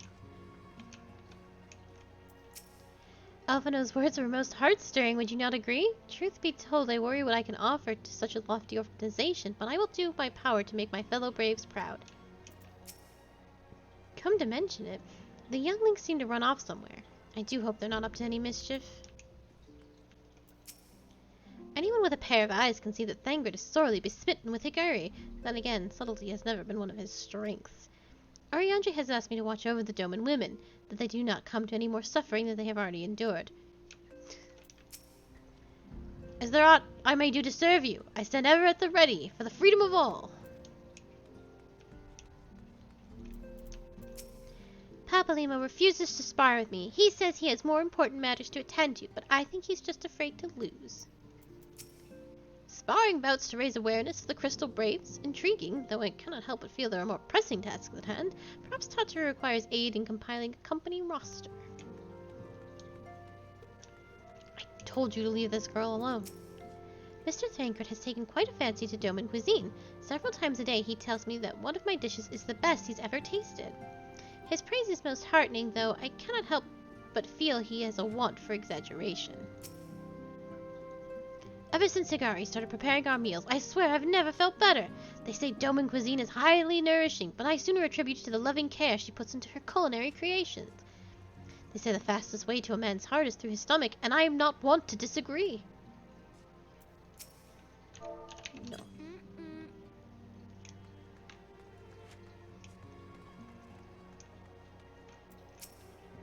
Every time I speak with Turaul, I realize how much there is that I do not yet understand about the kobolds. I am fortunate indeed to count a former member of the Company of Heroes as friend and confidant. Seeing the last sure brings back memories. I was just sharing a couple of juicy secrets with her. I hear a new company has been formed. I'll be of service in whatever humble way I can. The children. For the freedom of all! For the freedom of all! It just doesn't sound the same when I say it. Our Doman Adventurers Guild could use a new name. Say, do you have any ideas? We hereby name Yozen commander of the Doman Braves. The Crystal Braves? Why, just saying that name makes me feel strong. I've been thinking of changing the name of our guild to the Doman Braves. How does that sound to you, Miss Akali?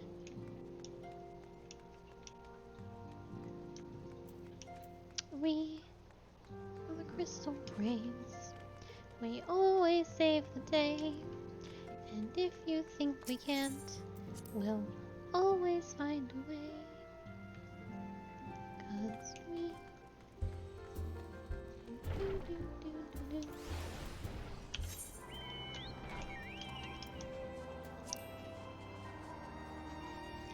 If you could only see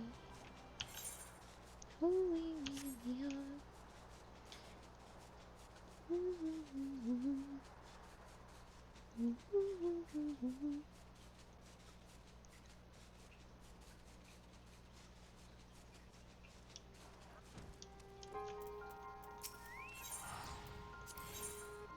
Rambroris is frustrated over Noah's lack of progress on the Crystal Tower.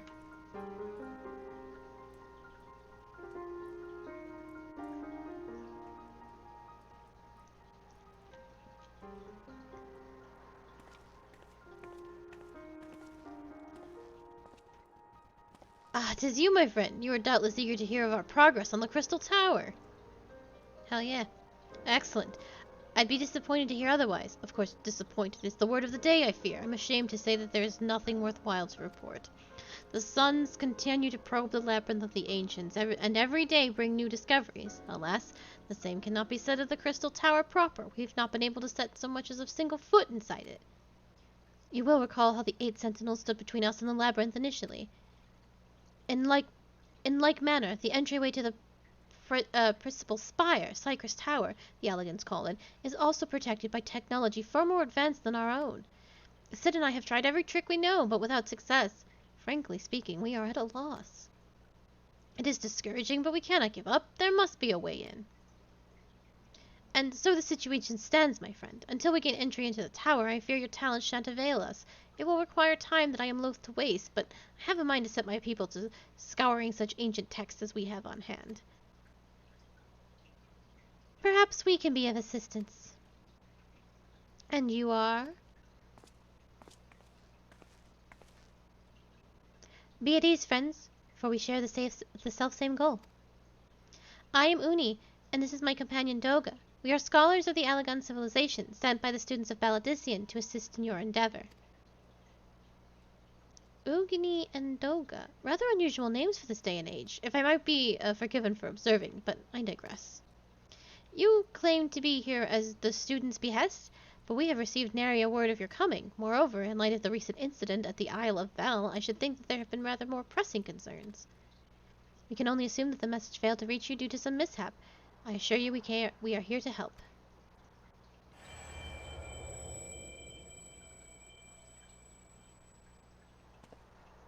What is it, Graha? 'Tis nothing. There was a pain, but it has subsided. Well, this is rather unexpected. Your right eye is the same as ours. The same? You have the Alagan eye as well? The sanguine hue is said to be a trait unique to Alagans, yet I inherited it from my father, as he did from his. Only one child in a single generation is born with the eye. All my life I have sought to learn the truth of this manifestation, and if there is aught you know, I would implore you to tell me. My deepest apologies, but we have no answers for you.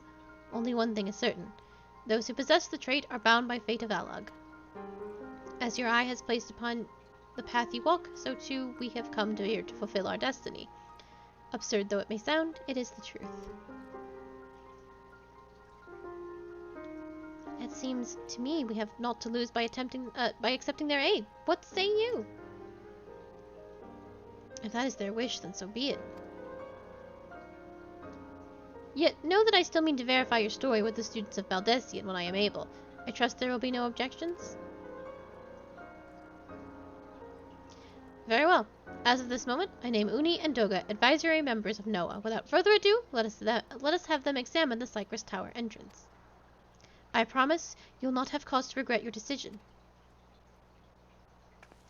Akali, I should be much obliged if you would accompany our new friends to the tower. Biggs and Wedge are presently surveying the 8 sentinels. The 2 of them can show you the way. Upon arrival, pray report to Master Garland, and he will brief you on the situation. I shall join you, Akali. With Uni and Doga's knowledge, along with your uncanny knack for setting events in motion, I am hopeful that we will finally see progress.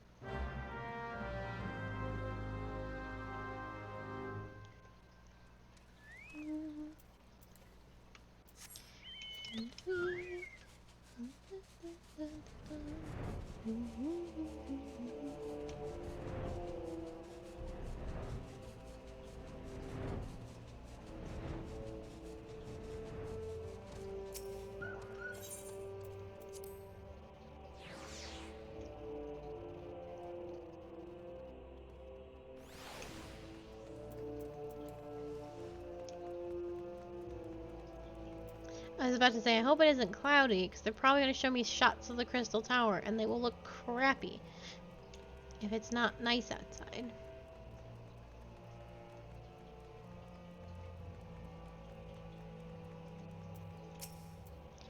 We're examining the rubble in hopes that it'll yield a clue to entering Cypress Tower. Can you tell we're getting desperate? Well, if it isn't a collie, eager to enter Cypress Tower and kill everything in sight, no doubt. As I'm sure you've already heard, though, the place is locked up tight as a clam. New friends from the students, you say? Excellent. It's been slow going, or rather, no going, for the chief. He'll appreciate the help. If you'll just follow me, I'll take you to him.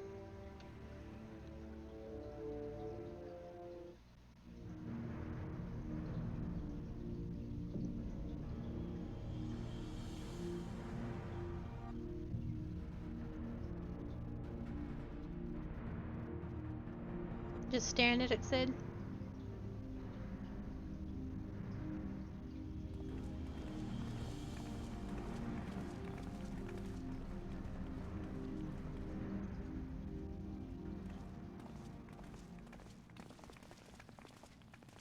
Some old faces to lift the spirit, and a couple of new ones besides. Allow me to introduce Uni and Doga. They are scholars of ancient Alog, sent here by our friends of Baladician to aid the investigation. We understand you're having trouble circumventing the tower's defenses. 'Tis our hope that we can be of some small assistance. If your attire is aught to go by, your assistance should prove invaluable indeed.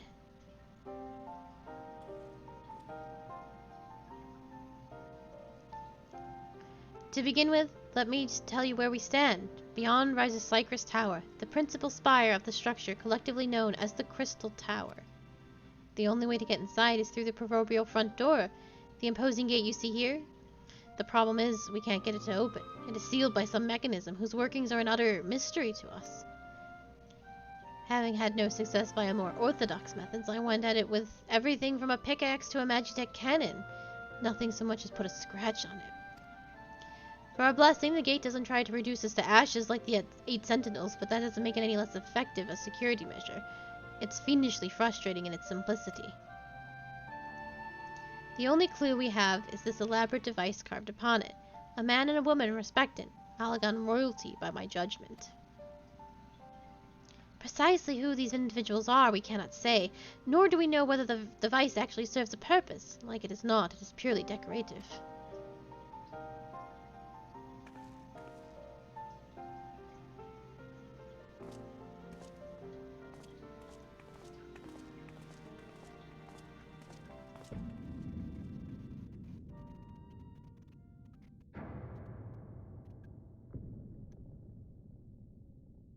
If you're thinking to force it, save your strength. It's no use. Just ask the calluses on my hands.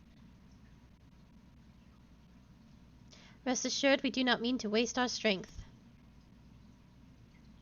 Indeed, why should we exert ourselves when the gate will open of its own accord?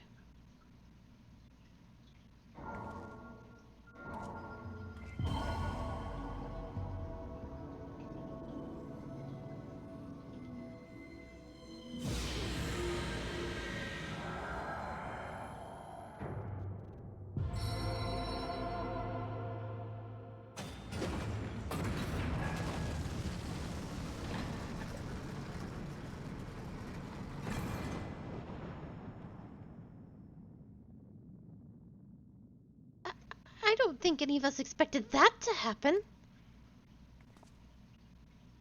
7 hells, what is this? What did you do? And what are you?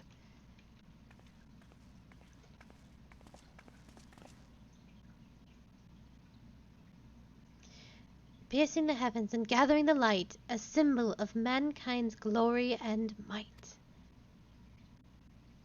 In virtue, guarded by gates impregnable, only to those of royal blood answerable. Exactly as passed down through legend, I am delighted to see.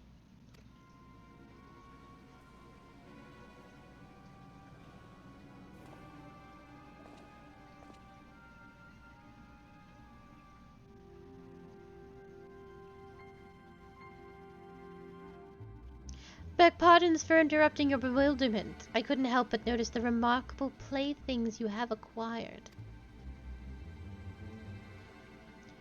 Nero, you're still alive! Garland, if I didn't know any better, I would say you weren't happy to see me. But I jest. In light of our recent meetings, you have every right to be wary. But rest assured, I am no longer a threat to you. My legion is, for all intents and purposes, defunct, and my association with it means a tight noose awaits me back in Garlemald. And so I've been roaming this land Eorzea, a regular iterant. In the course of my wanderings, I chanced to catch wind of your latest venture. It sounded positively fascinating, and so I decided to come here and join you. After the wrongs you've committed, you think us that gullible?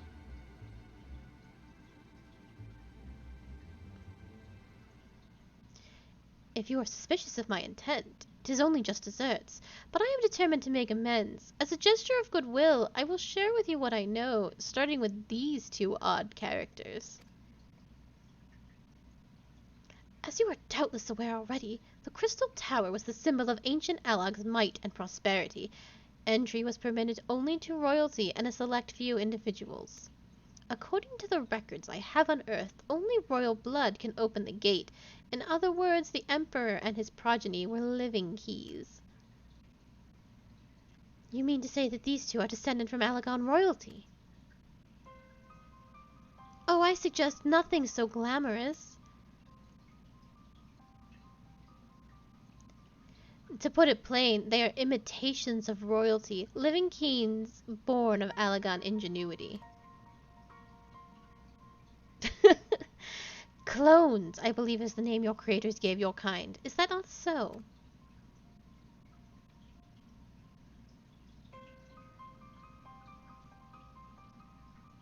It would seem that the time for concealment is past.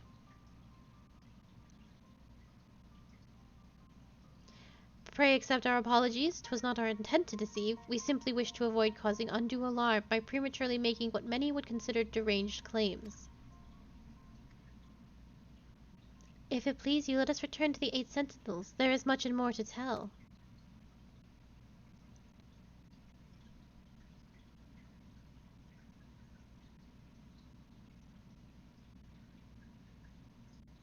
Very well.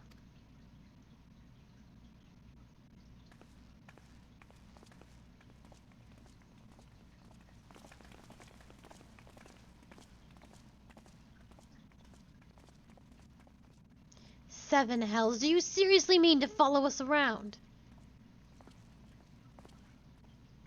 Come, Garland, you know me better than to think that I spoke in jest. What more will it take for us to be reconciled? A gift, perhaps?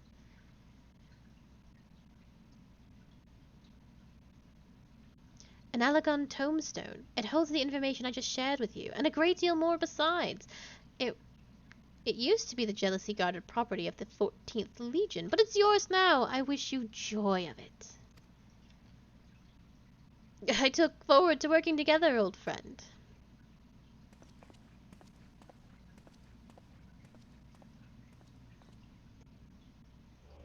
I love Nero. I think he's great.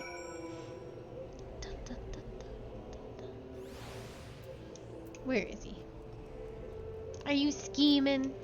Are you plotting dastardly things? You unspeakable villain. We may have not gotten off to the best of starts, but the past is in the past. Yesterday's enemies can be today's friends. Do you not agree, warrior of light?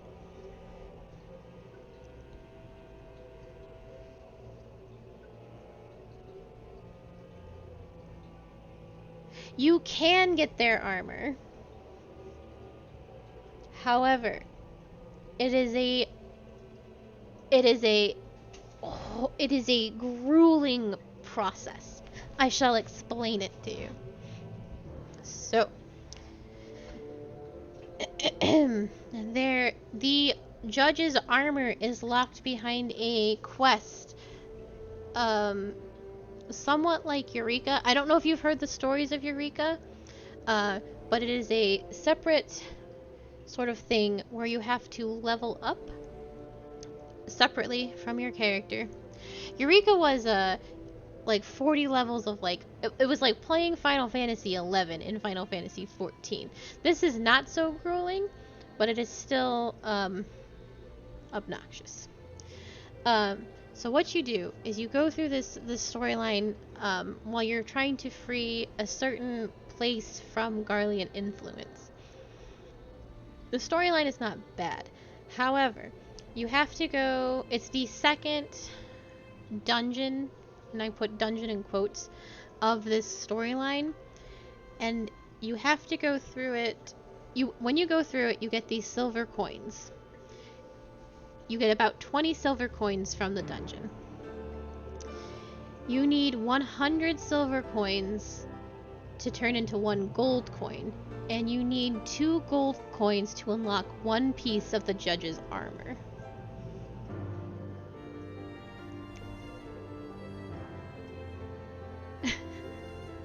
So...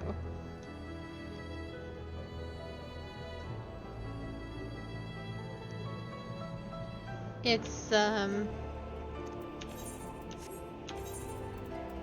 2, 3, 4, 5 pieces. And every class has a different set of armor, so I don't know who you're looking for. Well, not every class. 1, 2, 3, 4, 5, 6, 7 different judges.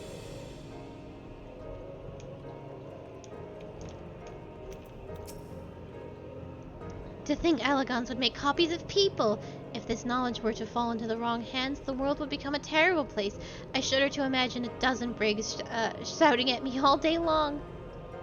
I can, the dungeon is very fun, but the grind is very tedious.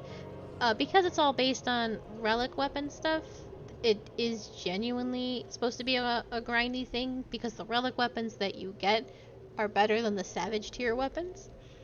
Will eventually be, but you have to put a lot of work and shit into them.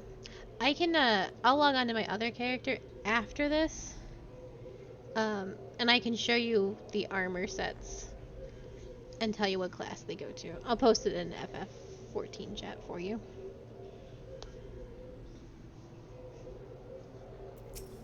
Yeah, you have a long way to go. The Chief and Nero go all the way back to the Magitech Academy. It's an exclusive school situated in the capital, reserved for the Empire's brightest elite.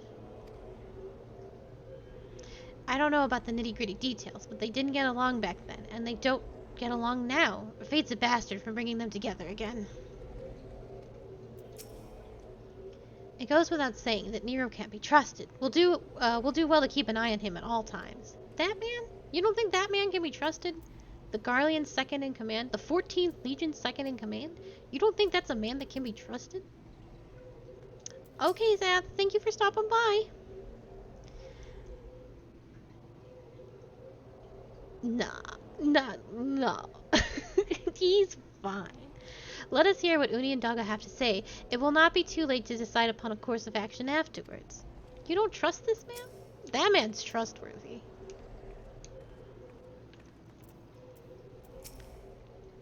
You have every right to mistrust us, but I beg you hear us out. Long have we waited for this opportunity to fulfill our life's purpose.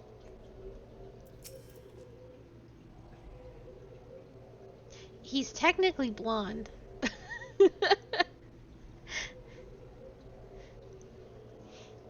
If you are ready to listen, we shall tell you all. As it pertains closely to our investigation, your leader, Rambrois, may wish to be present. I trust Nero. Nero would never betray us.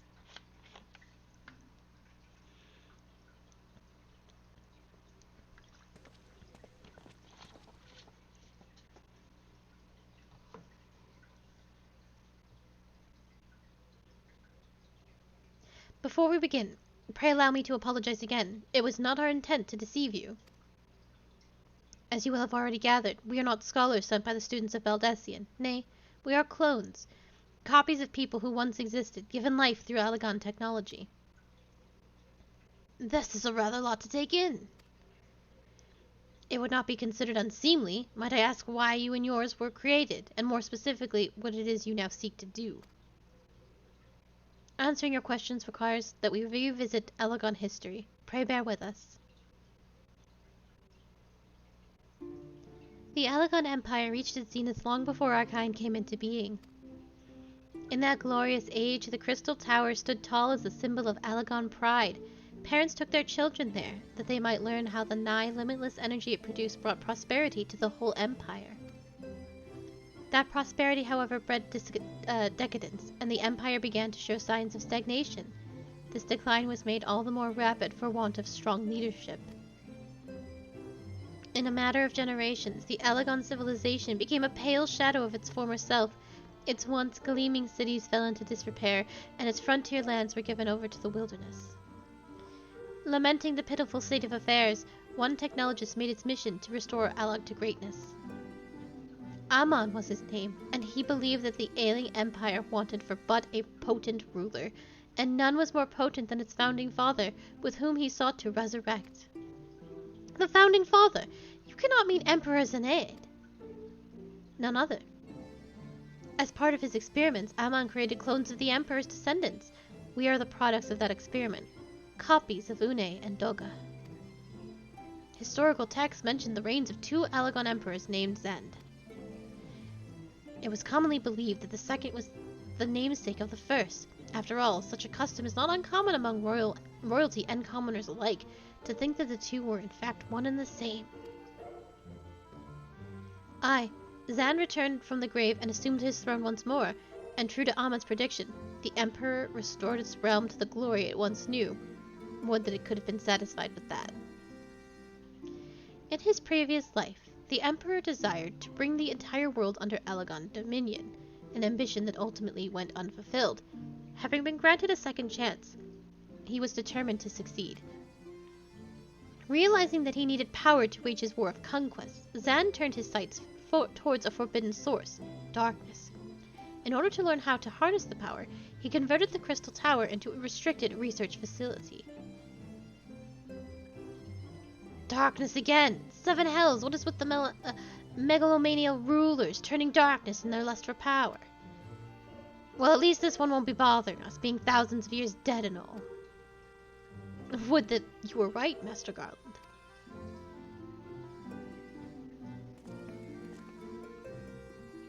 Alas, Emperor Zand is very much alive. Within Cypress Tower he still abides, his ambition burning all the more ardently for his empire's collapse.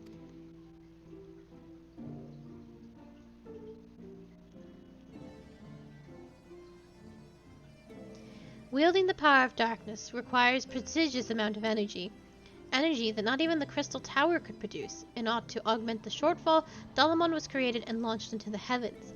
On high it hung, gathering the sun's energy and channeling it into the tower below. However, a miscalculation resulted in a surge of energy that escaped into the land.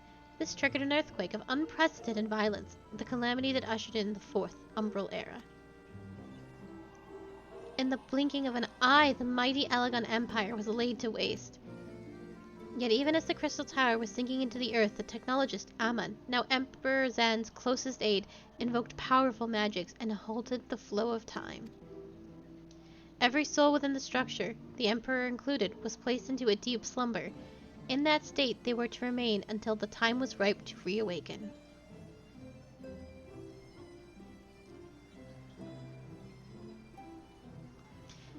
Eris came and went. After millennia lying dormant, Dalamon was summoned back to the earth. Its descent triggered the 7th Umbral Calamity, in the wake of that of which the Crystal Tower re-emerged. At that moment, Emperor Zand awakened. In his lust for power, the Emperor consorted with darkness and was seduced by its corrupting influence. Even though his empire is now little more than a fading memory, he will stop at nothing to see his ambition realized.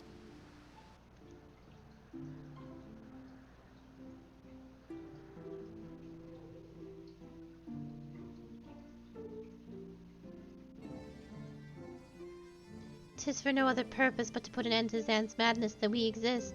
This is the mantle we have inherited from our namesakes, the true Une and Doga. Fearing what might befall the world, the 2 of them sought to thwart their emperor. They gave unto us their will, that we might carry out the mission should they fail. When we came to our senses within the Crystal Tower, we deliberated a course of action. Concluding that we alone could not overcome Zand, we struck out to find a worthy ally. It has taken years, but our search is finally over."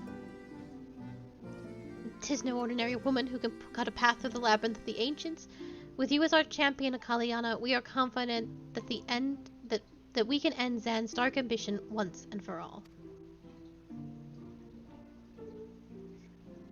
Well, that'll teach me for speaking too soon. Setting my jargon aside, I see now why you knew about the students of Valdesian, among our host of other things.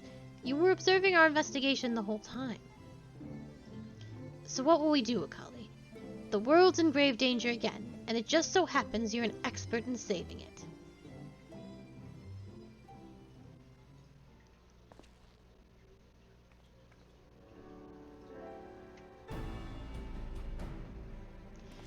You'll have our eternal gratitude. Together, let us see the Elegon Empire's dark past laid to rest.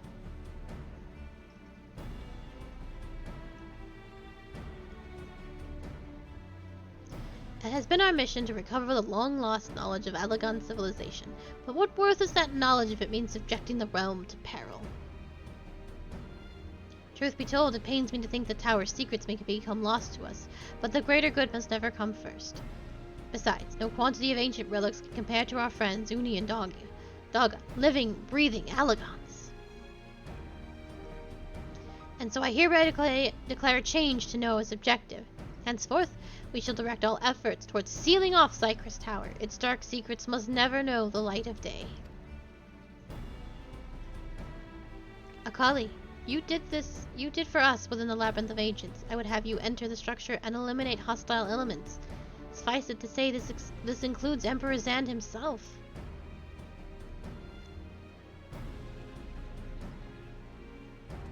Meanwhile, the rest of us shall examine the way to isolate Cypress Tower from the outside world. To work, then!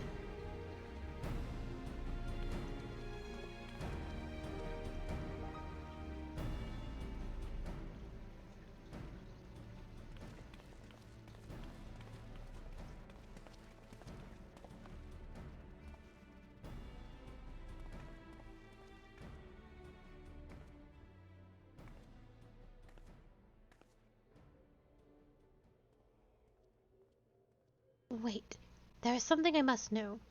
My right eye is like yours. Does this mean...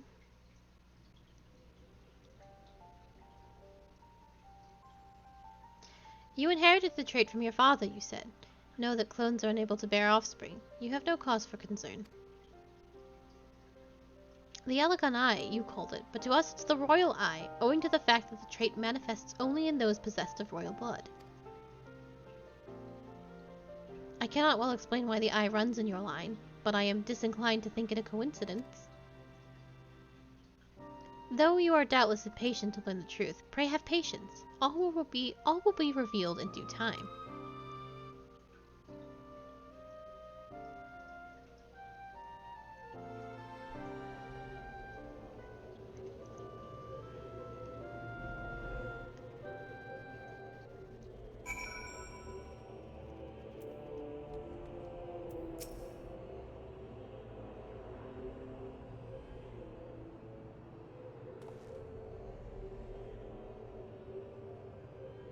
My apologies if I've given you cause to worry. I am quite well, I assure you. As you can appreciate, there has been much for me to think on. But now is the time for action, not idle thoughts. Cypress Tower awaits us.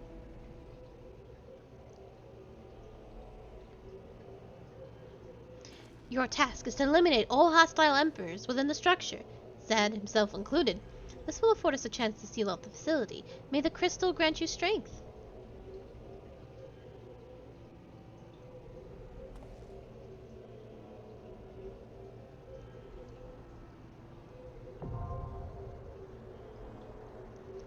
Oh boy.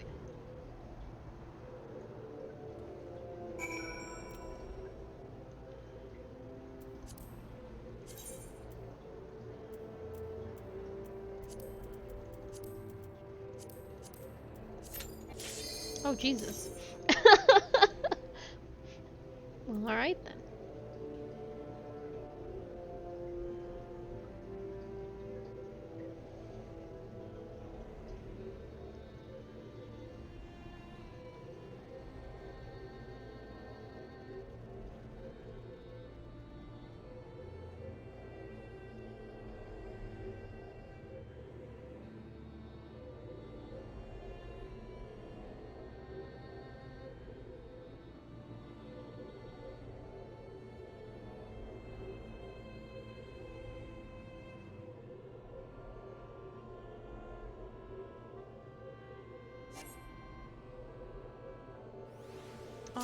There we go.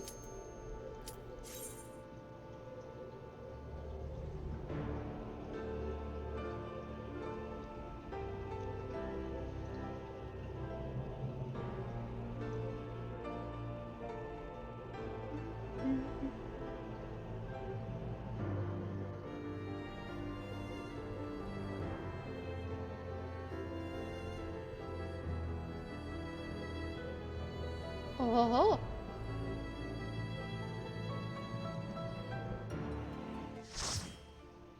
Hello, Yak.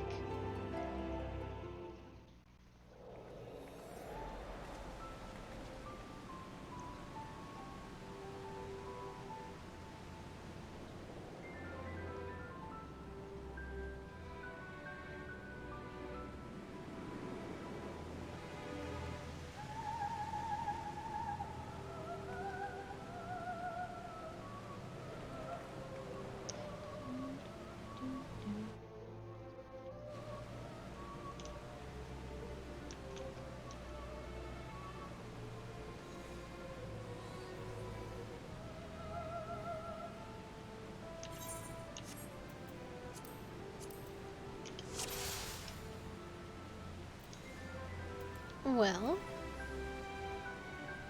I know, I was thinking the same thing. That's my coat.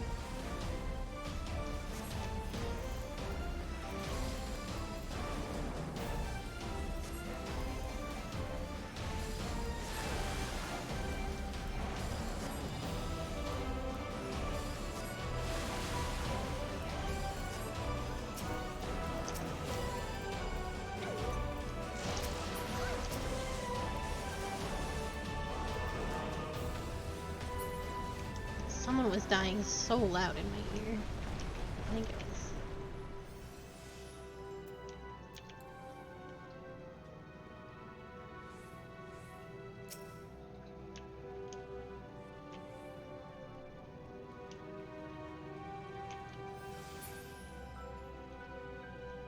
Is this my rival now?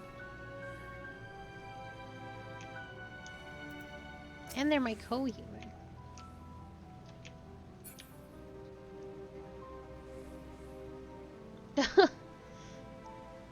Parson. I've never heard of her.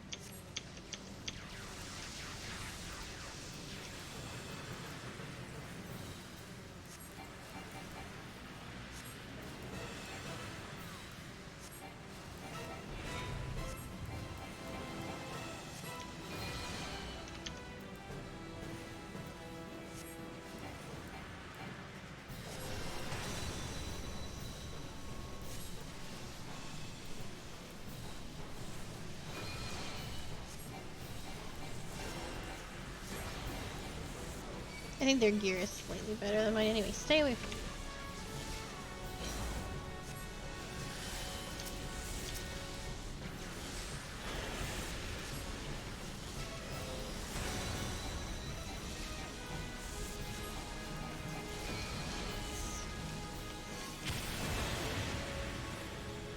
Nope, me first. Damn it. I'm going this way.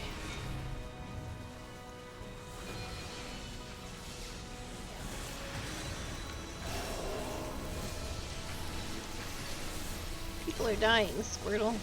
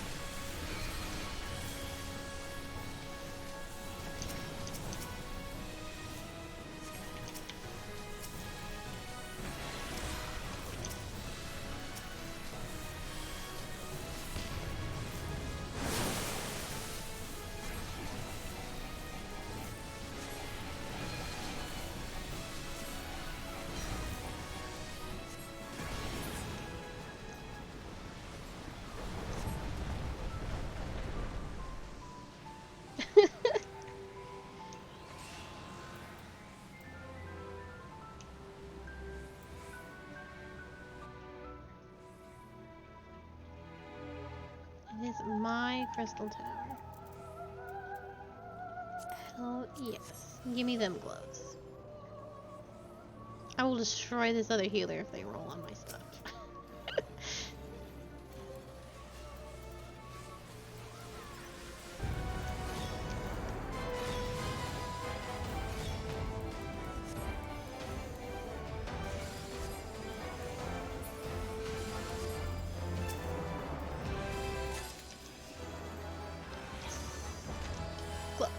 Gloves.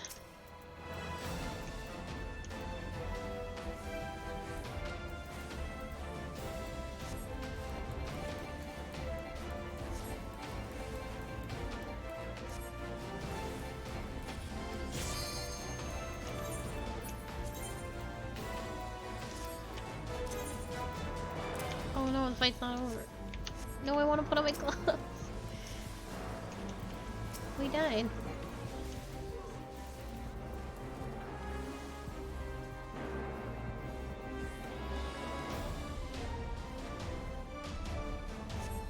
Why'd you die?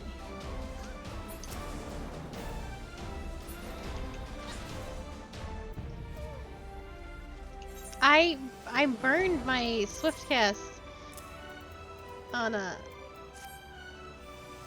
on using a holy because I didn't think anyone would die during the ad phase.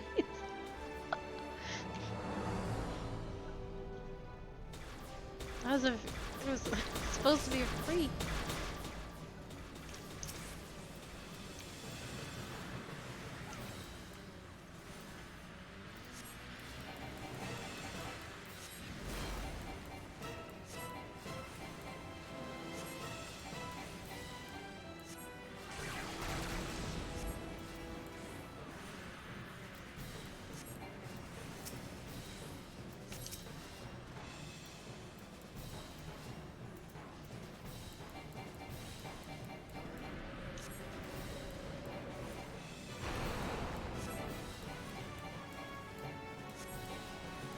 My toes are slightly in all of these AoEs, forcing me to move.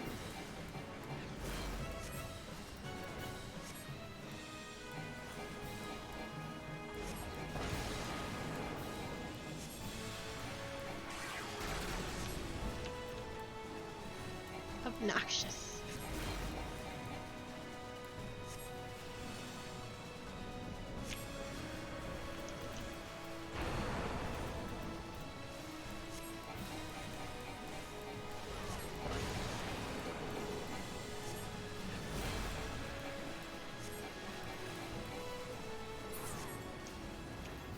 He was being absurdly disrespected.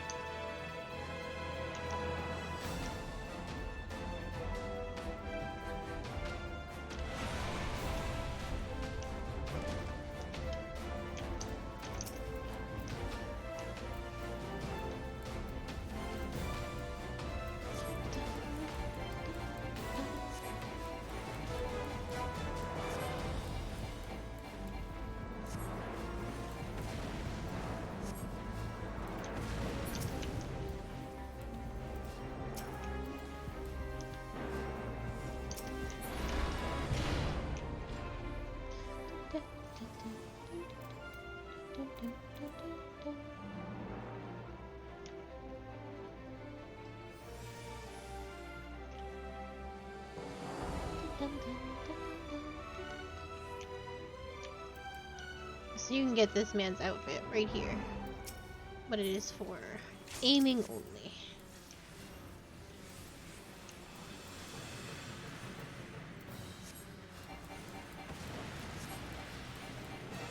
the good stuff is aiming only.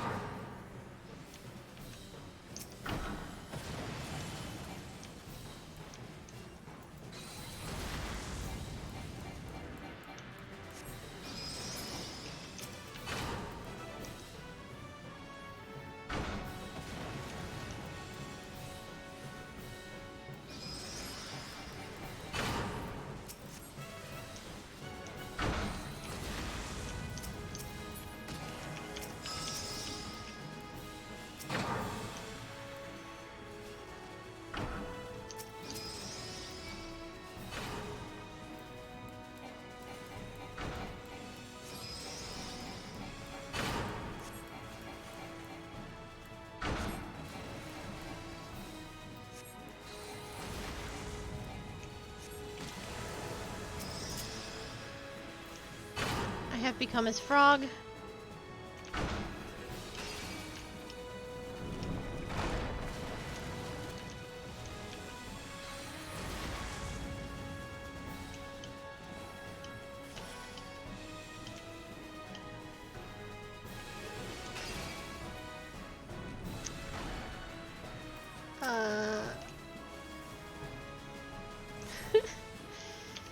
I'm sure that'll be fine.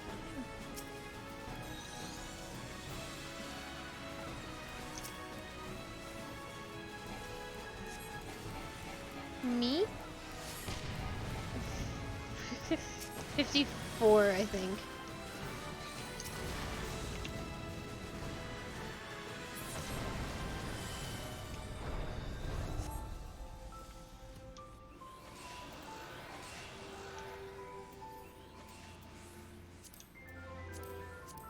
Yeah.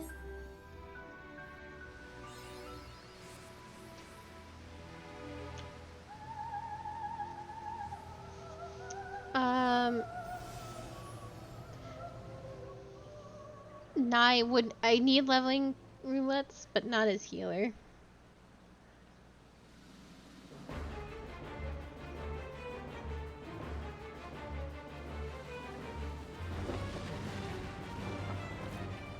Yeah, the last thing my healer needs is more levels.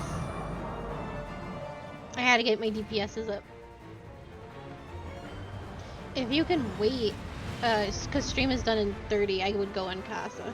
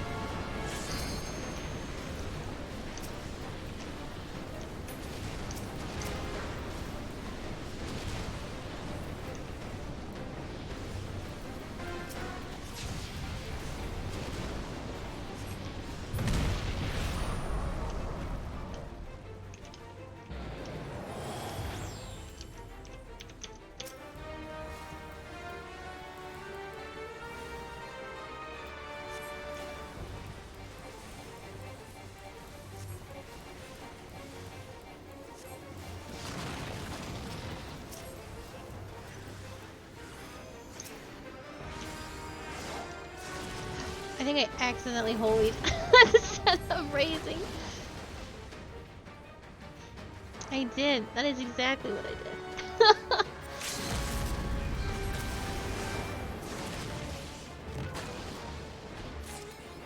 That's very funny. That's where my res button is on Casa, so I just...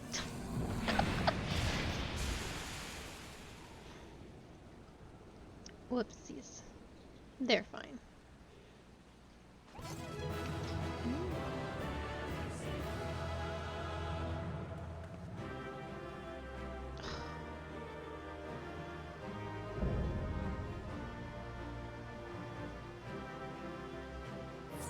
Oh, the man's hat dropped. I'll show you. Absolutely legendary hat.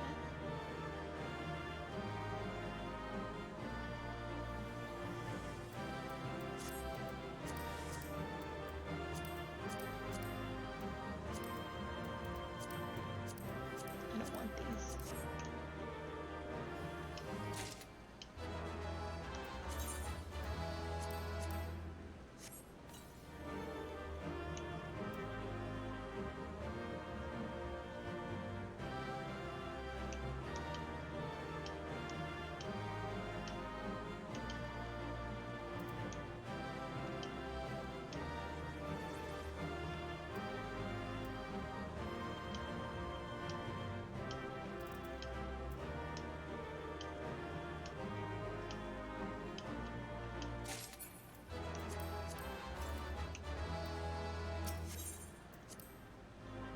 I knew the 69 would win the music. It's 69!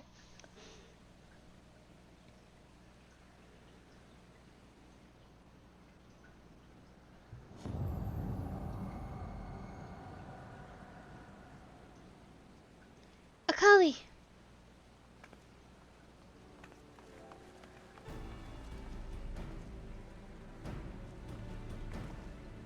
You did it! You defeated Emperor Zend! Empires may rise and fall, but man's indefatigable spirit ever lives on. Truly, you are a champion we had hoped for, Akaliana. With Emperor Zand now at eternal rest, his dark legacy may be undone.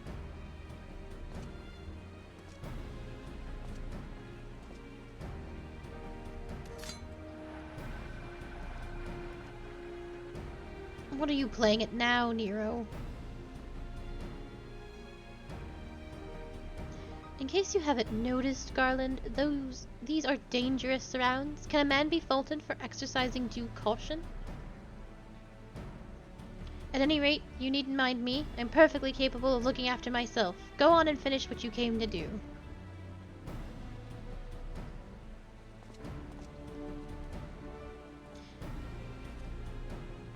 There are two ways we may seal off the Cypress Tower. Either isolate it from the outside world, or cripple its ability to produce energy. The choice of method is yours to make. Before you proceed, however, Doga and I must needs attend to a task.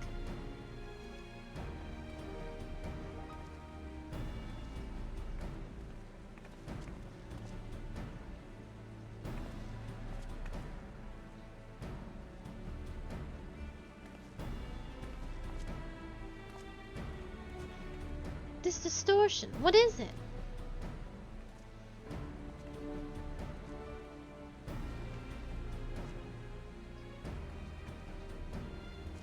The power that Zan sought to obtain comes from the void. The world of darkness, our people called it. And the true nature of that power was none other than the armies of Voidsent. Voidsent feed on Aether, as you may already know, and no plane is richer in it than ours. In exchange for their allegiance, Zand entered an unholy covenant. He would open a gate through which the Voidsent could freely enter our world. The covenant, I'm afraid to say, is still in effect. However, being of the Empire's lineage, Uni and I believe that we can annul it. By his blood, Zand sealed his dark pact. By our blood, it shall be undone. It is time. Yes, Doga. Finally, we may fulfill our purpose.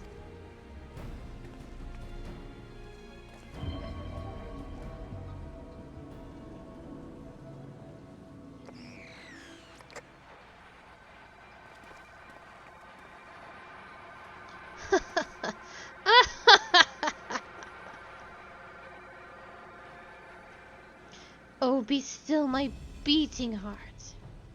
For a moment I feared that this outing would end in disappointment, but my readings were not mistaken. Not even Ultimate Weapon compares to this.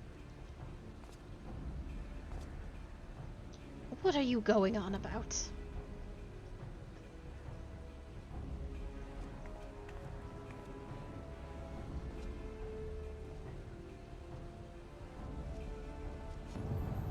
The covenant is everlasting.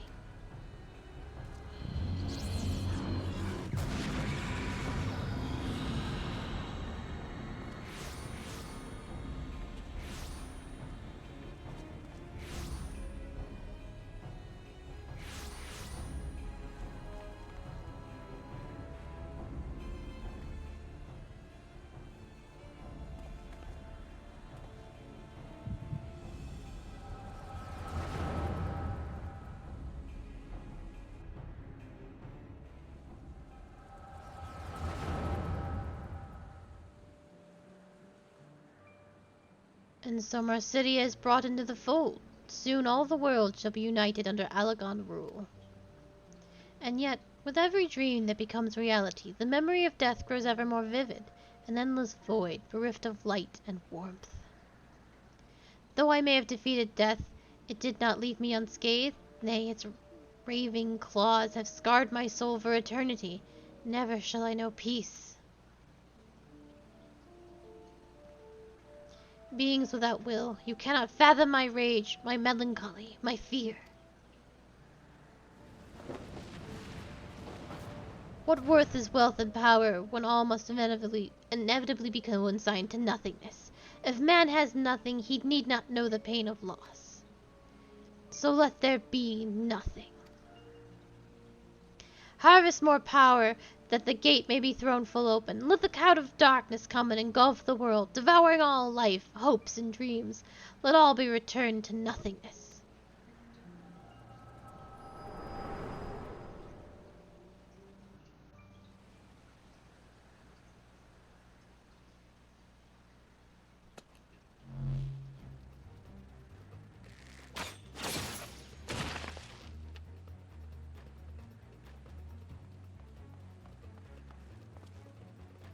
Akali, pull yourself together.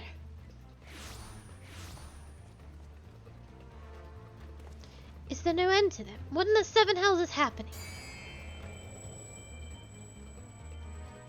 Ugh, not now, damn it.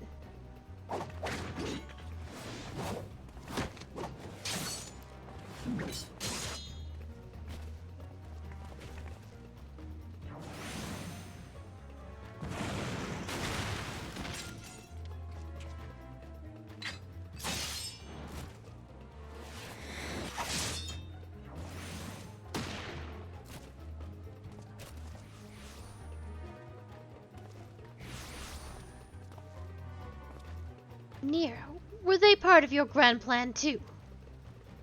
Save a jape, Scarland, and I don't put up with your arrogant face to play with worthless clones.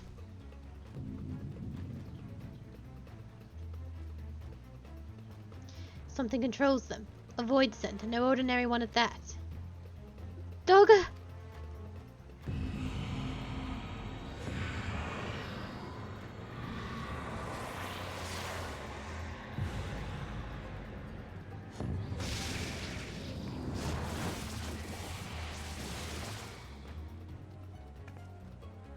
Confound it! Without them, there's no way to master the darkness. That power is mine.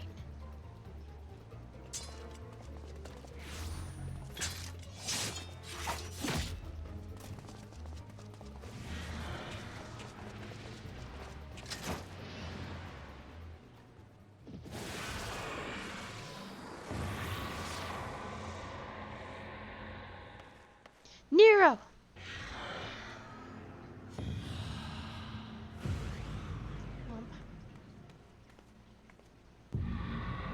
The covenant shall be honored. I am the cloud of darkness. I shall devour your light and return this world to the void.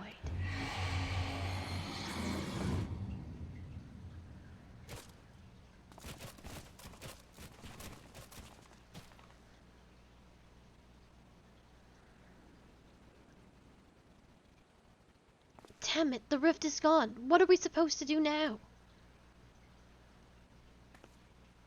As much as it pains me to leave them, there's precious little we can do. Let us return to the find and consult Rambaros.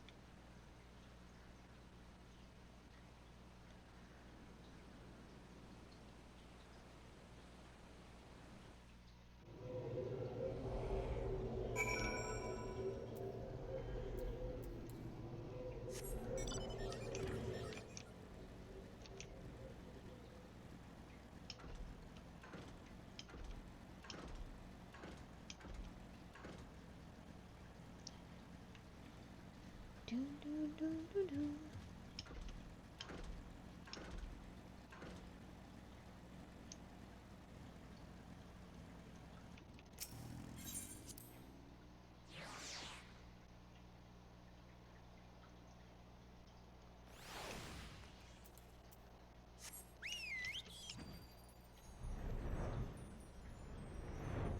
I'm sure they will be fine.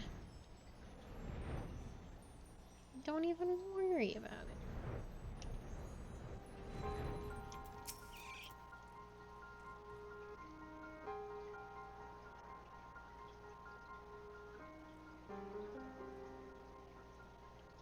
All this happened within the tower? Gods preserve. The rift that manifested before the throne was a void gate, of this I am certain. There exist myriad kinds of voids. The more powerful the being, the larger the gate must be for it to pass through. 'Twould seem that Zand sought to open a gate of unprecedented proportions, that one would allow the cloud of darkness entry into our world. Fortunately for all mankind, he did not succeed. I shudder to imagine what the Void Send is capable of. However dreadful it may be, we cannot abandon our friends. Is there no way to save them? I will not lie to you, Master Garland. The situation is bleak. Though Void Send can enter our world, instances of men entering the Void have never been documented. It pains me to give voice to my fears, but we do not even know whether our friends still live. Damn it, I feel so helpless. No, I refuse to give up. We must save Dogga and Uni. We share the same eye, 'tis true, but that is not what motivates me. Above all, I wish to help them to fulfill their mission, a mission whose burden they have borne for thousands of years. And besides, we cannot leave matters as they are. So long as Zan's Dark Covenant is binding, our world is in danger. 'Tis our duty to prevent the worst from coming to pass. Graha, ever since meeting Uni and Dogga, you have not quite been yourself. Tell me true. Is all well with your eye? I honestly cannot say. I know only that there is a memory that I must recall. As a child, my father told me the truth of our eye rests with Alog. The answer eludes me still, but one day I will find it. I'm with Graha. However slim the odds, we must try and save Uni and Dogga. And that bastard Nero as well. If only to make certain he won't make any more mischief.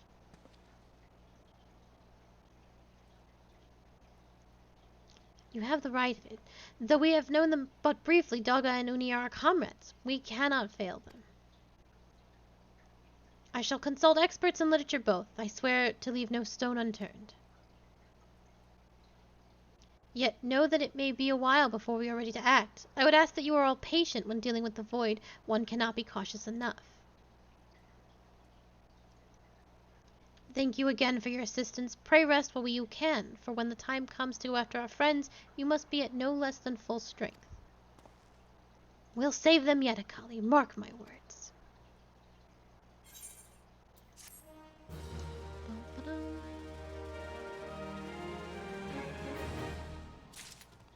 Okay. So, we will conclude that in 2.5. While we have a little time left, we are going to go do a Dragoon quest so that I can level up up to 50 over the week.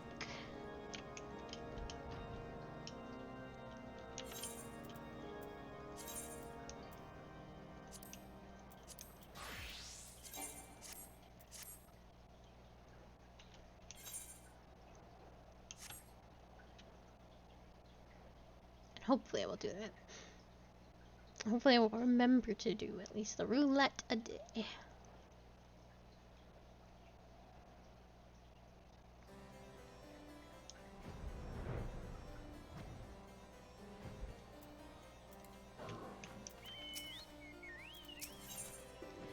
Albrecht would have you undertake a trial.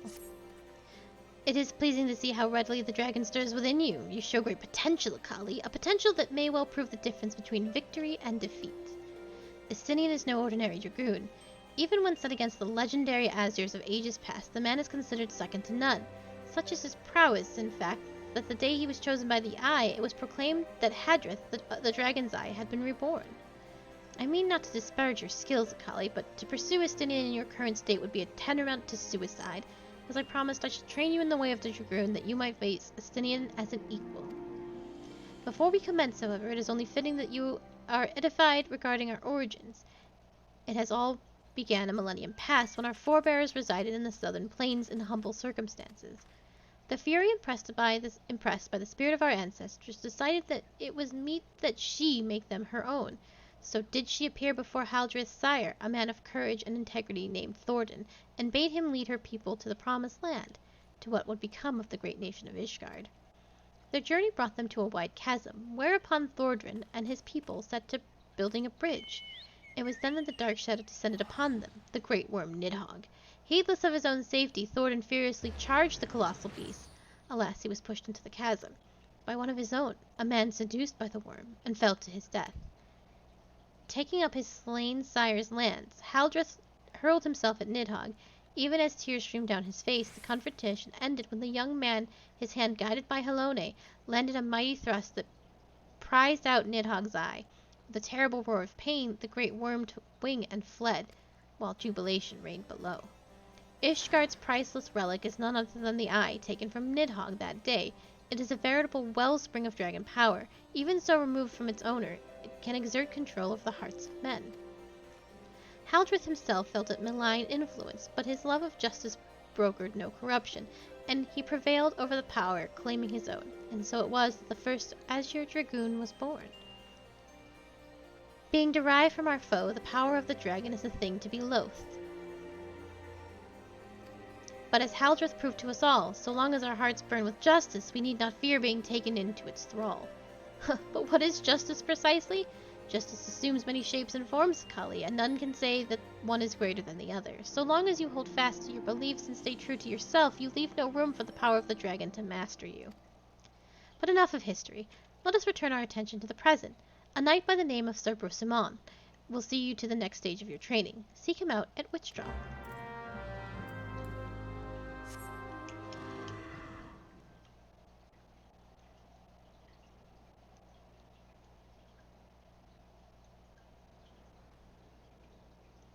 Witchdrop is like right behind Dragonhead, I believe.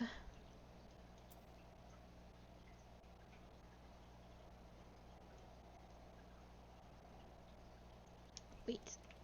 Oh, I'll do that on my own time. I really wanted to do a little bit of a murder, though.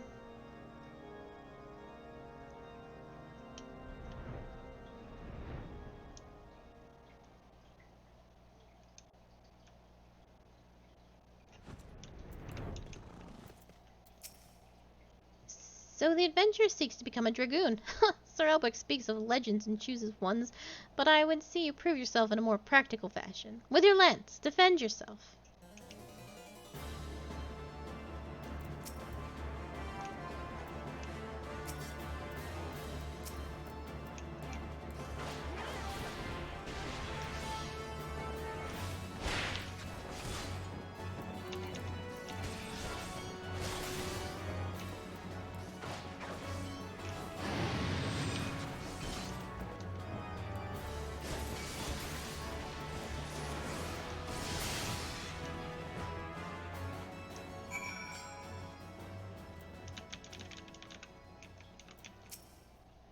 You have some skill, I will give you that, but the glow of your soul crystal, perhaps Sir Albrecht was not wrong about you after all. Now return to him, your training here is complete. Wait, really? That's it? One dragon?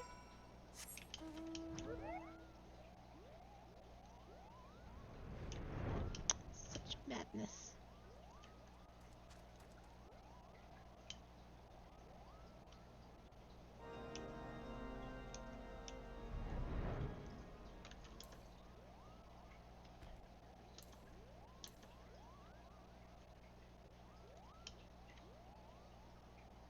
guess that really is all there is. We could. I thought this would take longer. We could do the ninja quest too, technically. But we shall wait. It's not very important to do ninja stuff anymore.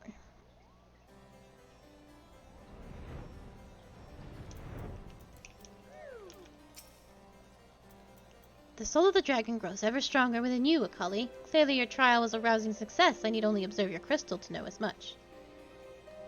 Yes, though you have only just begun to walk the path of a dragoon, it is clear that you possess the talent to become Estinian's equal. Go forth and make your powers that you have obtained your own.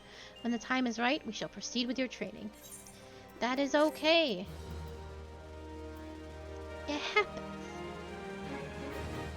I think, well, we still have some time. We will, if it's as fast as the dragoon one, we'll get it done real quick.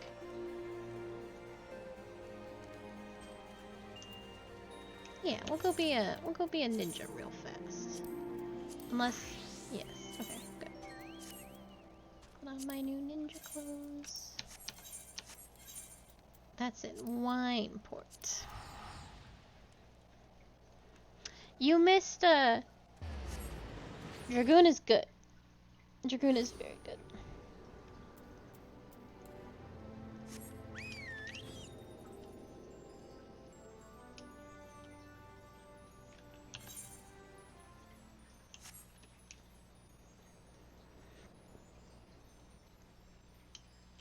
That's good news. There's a whole expansion about dragons. Tsubame appears quite pleased with your progress. Akali, why did I not even hear your footsteps as you approached? Well, you're becoming more and more of the shinobi with each day. Oboro has been awaiting your return. Please enter. Aw, which dragon?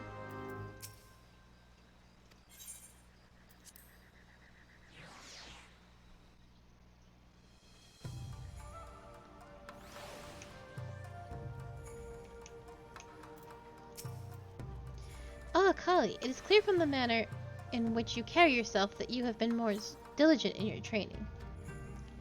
Are we talking about just Final Fantasy dragons? Or like dragons in general? Because I'll never guess if it's dragons in general. But you are not the only one who has mastered the technique imparted to you. Behold, my Eorzean bow, perfect in balance and form. Ahem. Now is the time for your next lesson. Watch carefully my hands, Akali. With this mudra, the shinobi can summon the energies of the earth, chi, in our tongue. Etch it into its form in your mind, and I shall show you how to employ it in battle. I'm gonna guess you're talking about the girl in Final Fantasy IV that can turn into the Mist Dragon. Or no, her mom's the Mist Dragon.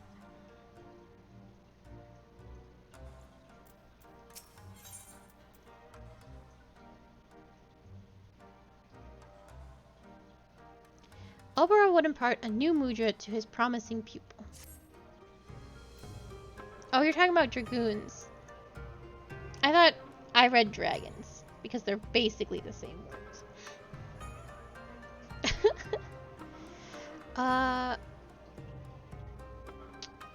then that really boils down to it. Oh.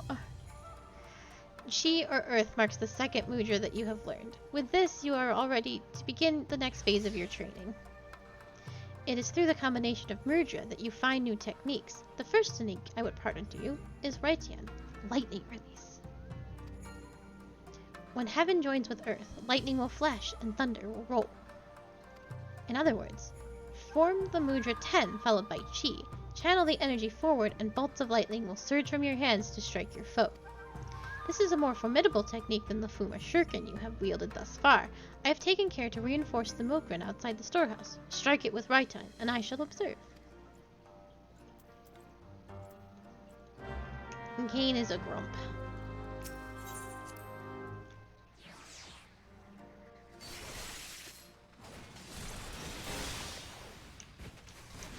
What's going on here?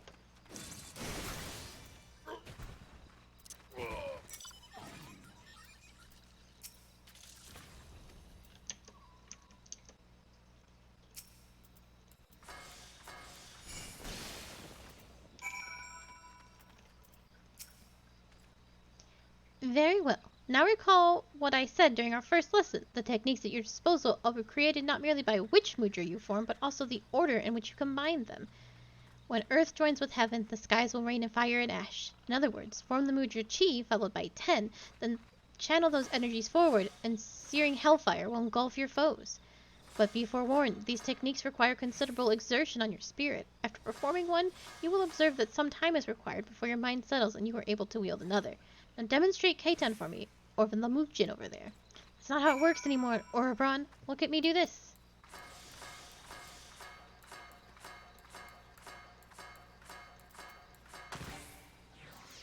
Ooh.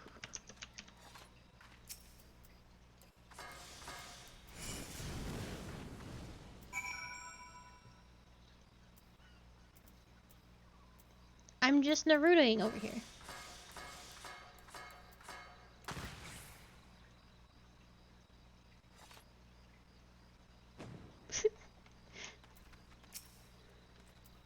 Splendid! Your grasp on fundamental mudra is firm, but knowing the how of the technique is only the beginning. You must also understand when to employ it. I know! Jarian is our word for shinobi who has attained full mastery of 2 mudra techniques. In other words, or chunin. I know that word. It's a chunin.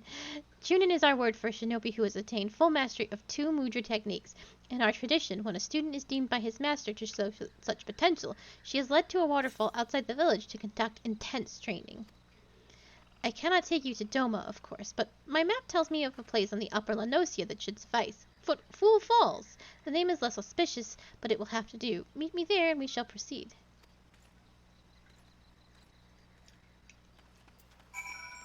Yeah, I'll do it slower. You even do the hand motions.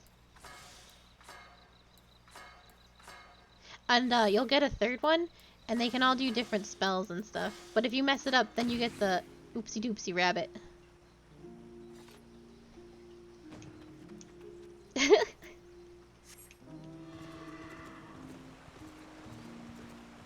Yeah, and you have to combine them to do certain things, so I think there's like 6 spells overall.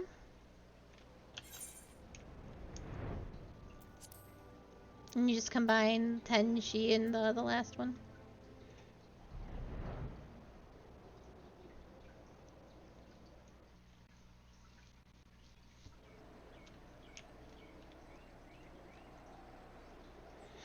Yeah, fire, lightning, earth, ice, water, air. Yeah, so 6.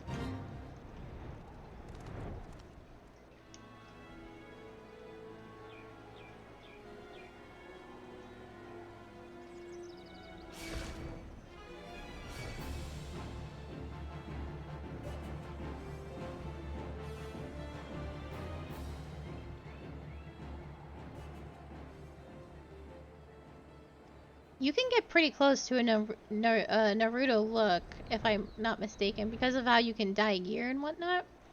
I've seen Narutos running around. You also do the ninja run.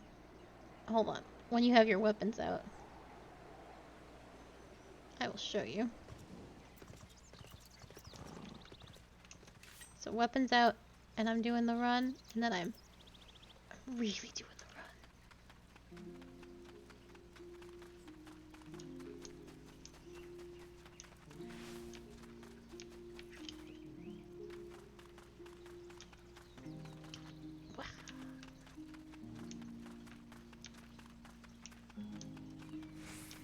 I don't know where I'm going.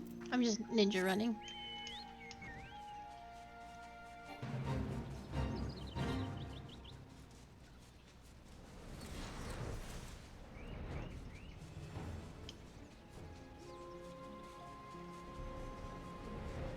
And there really was a waterfall, like, way closer. I know the warrior's straight over there. This was nonsensical.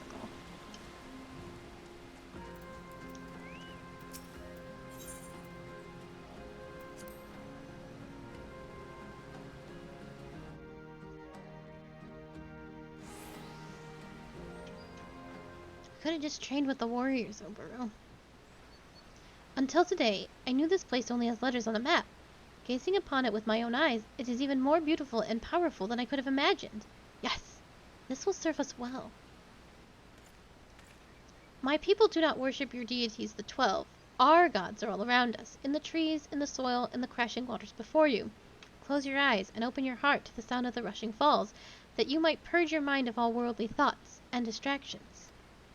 The techniques you have learned will serve you well in battle, but confuse the order of your mudra and you can easily turn victory into defeat. It is imperative that you keep a single focus of mind.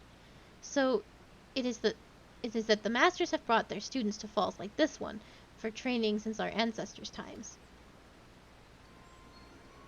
Who is more foolish, the fool of Fool Falls, or the fool who comes here without realizing he's been followed? Curse you! The man just walked up on us. Now here's a curious scene. The dim one is accompanied today not by his swallow, but by a charming horsebird chick who fancies herself a shinobi.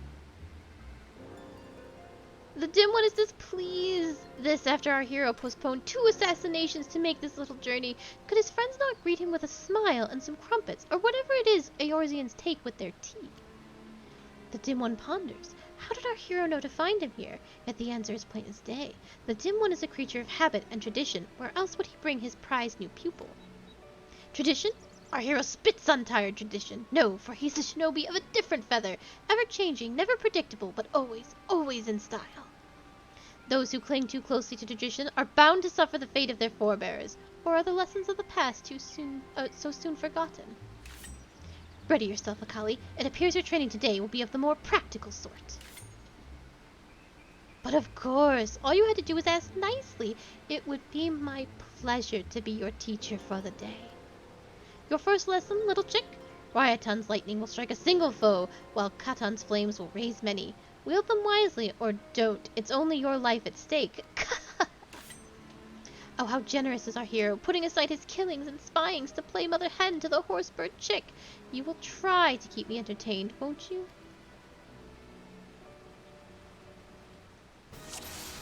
Why am I all the way over here?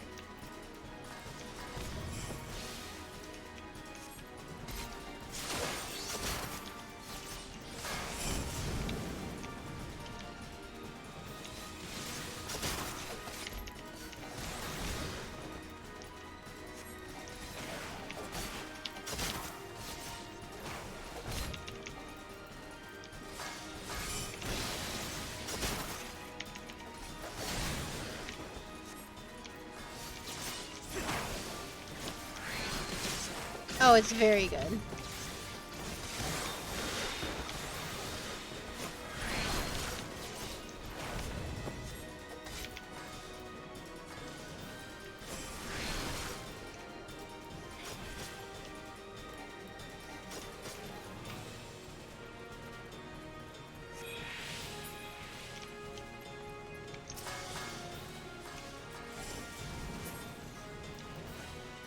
Alright, Albero, save some for me.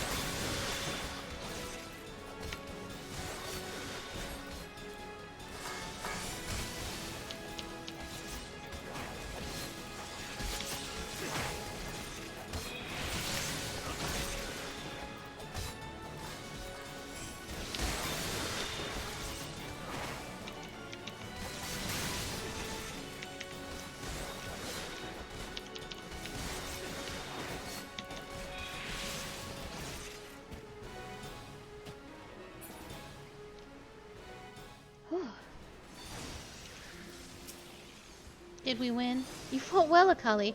I, however, should have known to expect the traitor's attack. I was careless and put you in danger. It will not happen again. It appears that Karasu has taken an interest in you, and I fear this complicates matters some. Let us return to the docks. There is much I would tell you. Well, it's gonna take a million freaking miles to walk. No. A million miles to walk back there, so.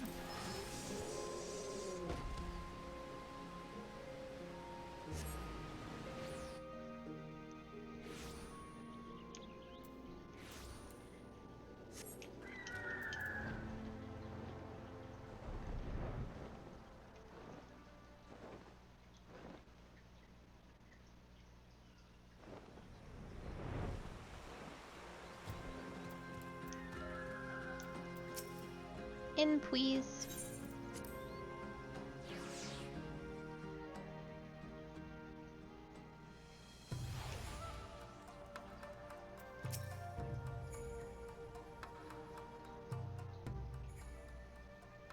I would tell you a story of our past, a story of the traitor and why he must die at our hands.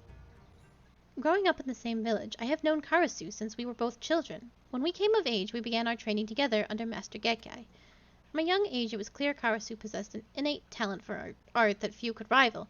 I spared no effort in my training, yet struggled to grasp techniques that he would master as effortlessly. In his own way, he possesses a mind singularly devoid of wasteful thoughts, a mind seemingly unclouded by contempt such as right or wrong, good or evil. Despite this, deep down, I have always thought of him as a brother. All that changed on that fateful day when Castle Doma fell to the Garlands. Someone had betrayed our homeland, sold our secrets to the enemy. Looking upon my friends as their bodies lay broken and bleeding, I saw a figure flee into the hills. It was Karasu. Were I younger, more naive, I might have pursued Karasu as he fled, in an attempt to reason with him. But it was clear that this man, this demon, was no longer one of us, if indeed he ever had been. Even Master Gekkai did not survive the slaughter. Did Karasu bear him some grudge, or was it merely a student's ugly pride? For our master's fate was the grisliest of all, his body mangled, his once proud face shattered beyond all recognition. I once held out hope that if I crossed blades with Karasu in battle, that I might understand something of what it was that made him do those horrible deeds, yet each encounter only raises more questions. One thing is clear, however.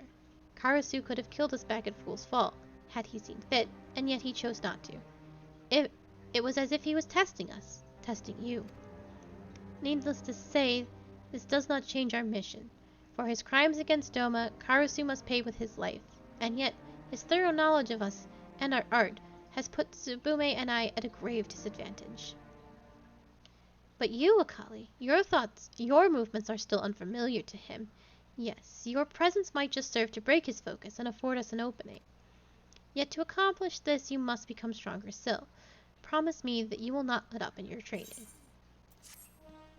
I don't remember this questline super well, but it seems like a grave assumption. And also, so the bodies that were found were beaten and mangled, but Karasu's a ninja? And I don't feel like you would have such mangled corpses as a ninja, and that Ouroboros' only assumption to this, that Karasu did it, was him running away. I don't know. I think that's quite an assumption to make. I legitimately don't remember anything about this questline, but I think maybe you're making an assumption.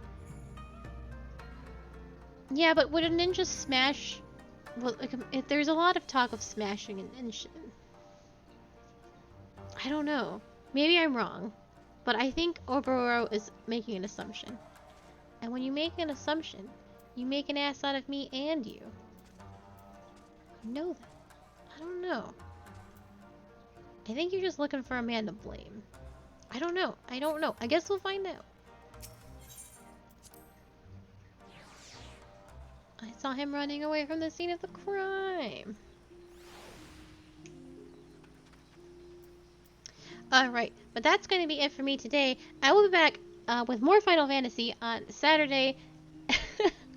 On Saturday at 5 p.m. EST, where we will be moving on to patch 5.4 and more coils. I don't know how long patch 5.4 is, but the Saturday and Sunday will be wrapping up all of that. Thank you so very, very much for being here. If you are looking for more of me and what I do, you can find my Discord, my Twitter, and my YouTube, all of which are in my About page, along with all the lovely people that have helped make this stream possible. So my biggest thanks to them and to you for being here. I am off tomorrow, but I will be back tomorrow at 2 p.m. EST with a brand new series, Phoenix Wright Ace Attorney, and we'll be playing through at least the first 3 games of that, which will be very, very good. So until then, I hope you all have a lovely evening, and I will see you soon. Goodbye!